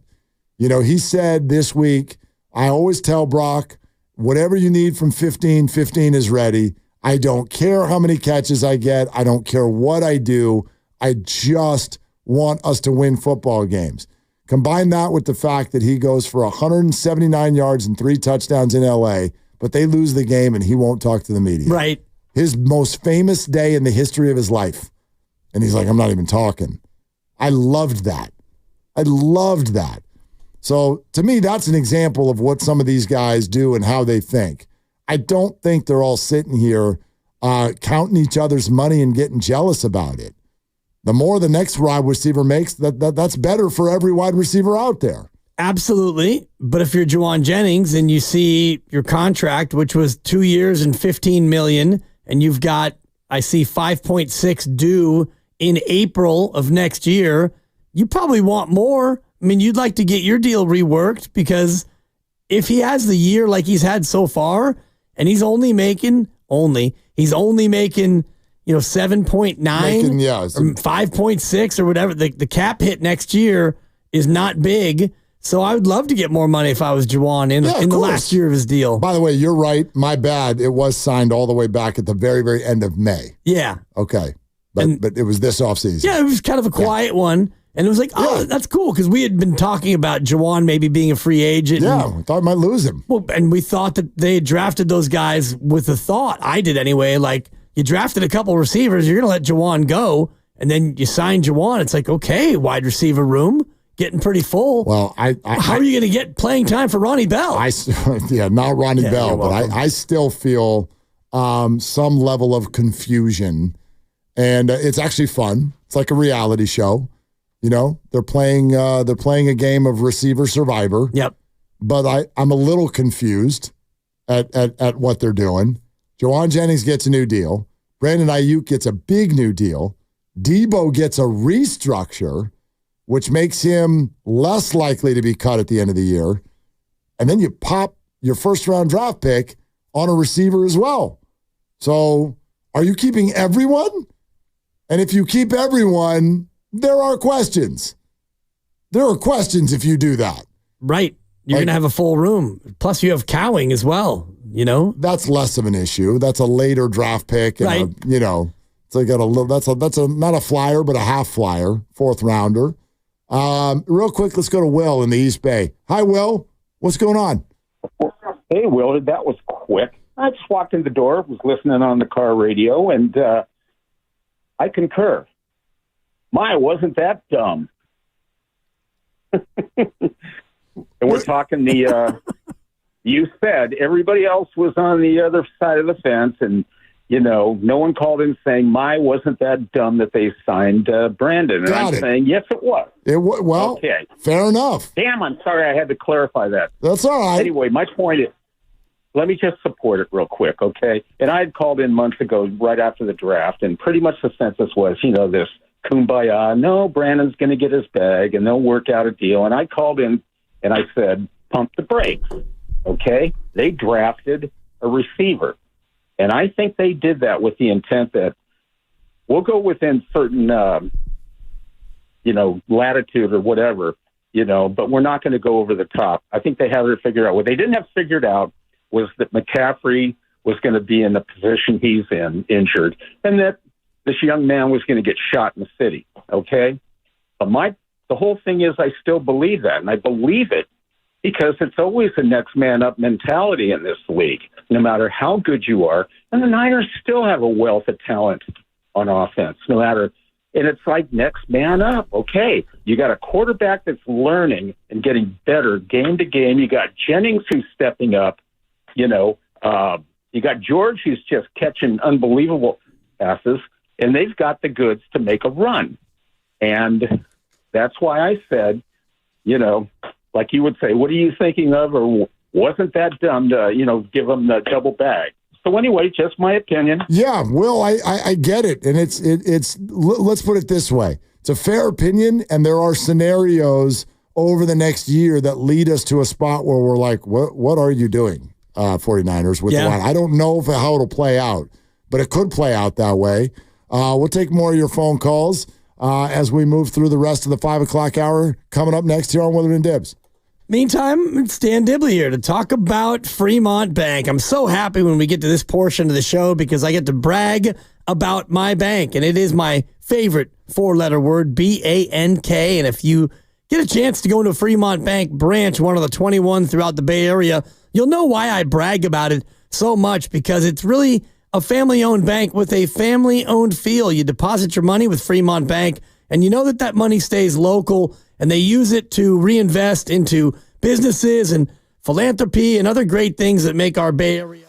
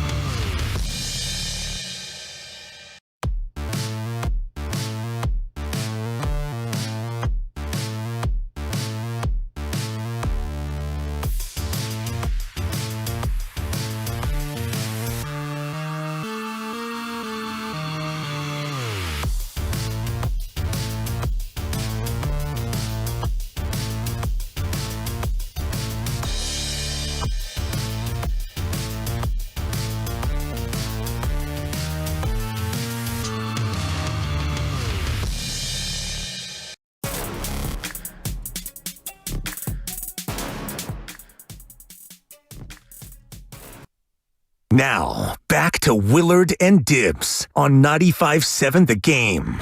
Yeah. That's exactly the way it went. Is it that hard? Life is unpredictable, man. God, man. Life is unpredictable. That's why I got a hard time in October of being like, the Niners better win this weekend or else they stink. They're not a Super Bowl contender if they lose this week. Got to play it out, man. I feel you. They're way better than this team. I feel you. But this is, dude, it's about to get hot. This is an interest starting Sunday. 4 days, 2 division games. Yep. Whew. It's going to come at you fast now. Life comes at you fast now, kid. But, the big one for me, if we want to get really into the injury questions, it's more Fred than it is George. If George is unable to go and he needs a few more days till Thursday, that's fine. I think they're in a better spot to win without George than they are to win without Fred in this game, especially because Kyler Murray, a.k.a. Calamari, he poses a lot of problems to the team. And if your best linebacker is out, then I got questions about your ability to still win that game. 888-957-957. He's still taking your phone calls. Rob in San Jose on Willard and Dibs. Hi, Rob. What's going on? How's it going, guys? Rob from Alameda, actually. But sorry about that. The call. Alameda. No, hold on, Rob. Hold on. Hold right there. Lucas, Alameda, San Jose. Pretty close. They sound a lot alike. What's happening over here? Both distance-wise and how they sound. Yes, yeah. Very similar. What are you doing? In San Jose, they do have a street called the Alameda. That's what it was. Yeah, I got you, Lucas. Rob, back to you. We'll let them slide it for the end of the shift. I do indeed have buyer's remorse, and it's back to the take you shared before. I've thought this before the deal was even signed, though, that just $30 million is not a great amount of money to spend on a wide receiver for this team specifically. There's just other places that money could be better served. And Shasky was saying it this morning until he was blue in the face. And, Bonte was having a tough time hearing it, and he kept thinking about it from is this team better with Aiyuk or not? And I don't think it's better with Aiyuk or not. I think it's better with Aiyuk or with the $30 million spent elsewhere. And then so when you kind of couple that with the antics, then it really is like salt in the wound, and it's tough to swallow for right now. So anyway, that's my take. Thanks for taking the call. Yeah, thank you. So Rob's basically saying, there's buyer's remorse. There is. And the $30 million, though, that they're spending, they haven't spent it yet. Correct. It's a little bit of the Jordan Poole scenario where his number, actually, his cap hit this year is 5.7. So the $30 million that we all talk about, that is funny money until he actually gets into next season. Yeah, but now, next they're going to pay him. Sure. Because the dead cap hit if they wanted to move off him. Let's say that this year continues this way and he continues to wear red shorts and this thing devolves into a worse spot and they say, you know what, enough's enough. You're gone. 39.3 is the dead cap that they'd have to eat. That's a no. That's a no from them, dog. That's a big eat. Yeah.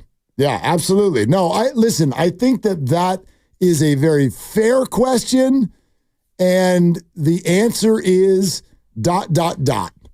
TBD. He mentioned Bonte and Joe. Shasky saying this could have been allocated somewhere else. Bonte didn't want to hear that. I didn't really even hear that conversation, but at the same time, that's to be determined. I don't know how they're going to allocate the resources. And maybe Brandon will start to pop again. I made my opinion very clear in the offseason. If this leads directly to a release of Debo at the end of the year, then I think it's a bad idea. But outside of that, if you quote-unquote overpaid Brandon, let's say his numbers just don't sort of qualify that salary, that I don't really care about.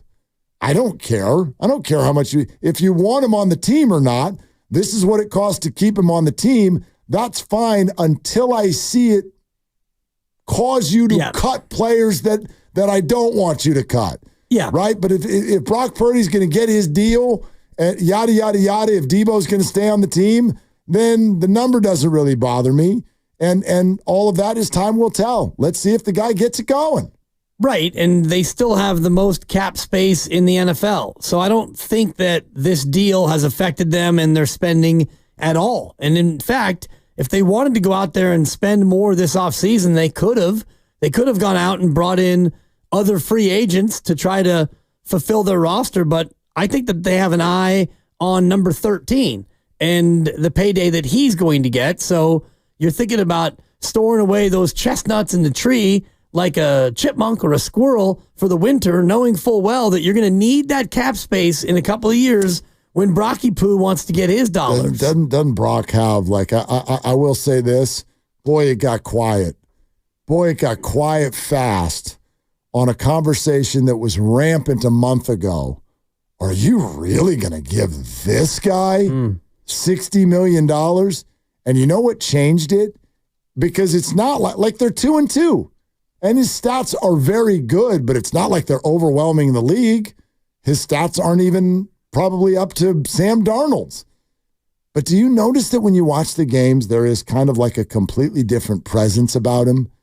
There is, like, he's pushing the ball even more downfield. He's scrambling and keeping plays alive even more. There's a completely different vibe around a player who you all know I already thought was fantastic. Yeah. But this year, Brock absolutely looks like a star quarterback. I don't know what number you want that you don't think he has. He's number 2 in the league in passing yards. You know who's leading the league in passing yards? Don't tell me. I think I can get it.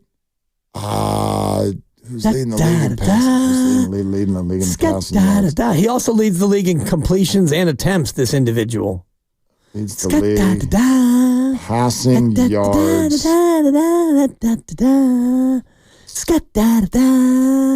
You won't get it right. Willard is struggling at the buzzer. Thank you. Do I have to venture a guess at some point, I guess? Or I'll give you the answer and we can just cut back to the chase. Next question. Matt Stafford. Incorrect. He is 8th. Geno Smith. Oh, okay. Geno Smith. Brock is 2nd. And yards per attempt, Brock is number 1. Quarterback rating, Brock is number 6. Right. QBR, Brock is number 5. So we can look at all these metrics, and he's right up there. Sure. With all of the best again. So you're right. The conversation that we all want to have and we want to talk about, dude, should they? It's not should they or shouldn't they. Now it's just a question of will he or won't he explode the market? Yeah, actually, I don't even, that's what I mean. I don't think it's a question anymore. I don't think it's a question, provided that there isn't something absolutely bizarre or disastrous that happens between now and then. Like, God, this isn't great for sports radio, but I think the conversation is dead on the vine. It's completely dead on the vine. They're like, Trevor Lawrence is 0-4. Jordan Love is 0-2. And they both make $55 million a year. You have zero backing to think anything other than Brock is worth north of that. It's one of those where, like, it sort of like doesn't matter what your opinion is. This is just what is. This is what is going to happen. I don't know how anybody would sit in a room and argue anything else. And the Niners don't seem to have any appetite to do that anyway. Their owner came out 6 months ago and was like, Brock's about to go bananas with the money. So, like, I think that we really, and I predicted this, I thought that this was going to be an in and out conversation that we had all year. I think it's dead. It's a completely dead issue. Well, unless we want to bring up your favorite, Steven Ruiz of The Ringer and his quarterback rankings. No, I don't want to bring him up. Where do you think Steve has Brock Purdy right now? He's probably got him up to about 16 or 17. 15? Yeah. Look at Steven Ruiz warming. Yeah. Behind Jordan Love. Steven knows when people started using his name for the first time in his life. Trevor Lawrence is 12. Kyler Murray's 11. So what are we talking about? Why would you bring up some Geno Smith is 8. Absolute nonsense. Just to piss you off a little bit. No, it doesn't work. Because you came in angry today and I'm sending you out angry. You know who I got on my side in this conversation? I got Drew Brees on my side. Steve Young, yes, I got Kurt Warner on my side. I got Troy Aikman on my side. I got Tom Brady on my side. you can't have you're not allowed to have the opinion anymore that Brock's not a star. You just can't even have it. My guy Steve has him at 15. Okay. Let's discuss that tomorrow. Let's not. Let's not. But we can do it again tomorrow. What's coming up here? Lucas, are you talking on the radio again? Yep. Oh, God. Playing on it. Doing it currently. Going to do it later, too. What's coming up? You're going to hear Gary Payton II. I don't know if you heard, he was on the show today. Yeah, Station. You can go with GP2. Enjoyed that. That's going to kick off Best of the Game. And then we didn't actually get to hear Brock Purdy, so I'm going to play that in Best of the Game. Okay, Brock Talk. Yeah, Brock Talk. Beautiful. Do that in Best Will of. it be live Lucas or recorded Lucas? You're going to have to tune in to find out. Oh, there's a tease. Baby. Well, that's brought to you by Fremont Bank, celebrating 60 years of full-service banking with no compromises. Do it again tomorrow? Only if this baseball game ever ends. Well, then TBD. For Dibs, for Ken, for Come Lucas, on, Ken. I'm Mark. Get a run. Shoot your shot. It's all you got.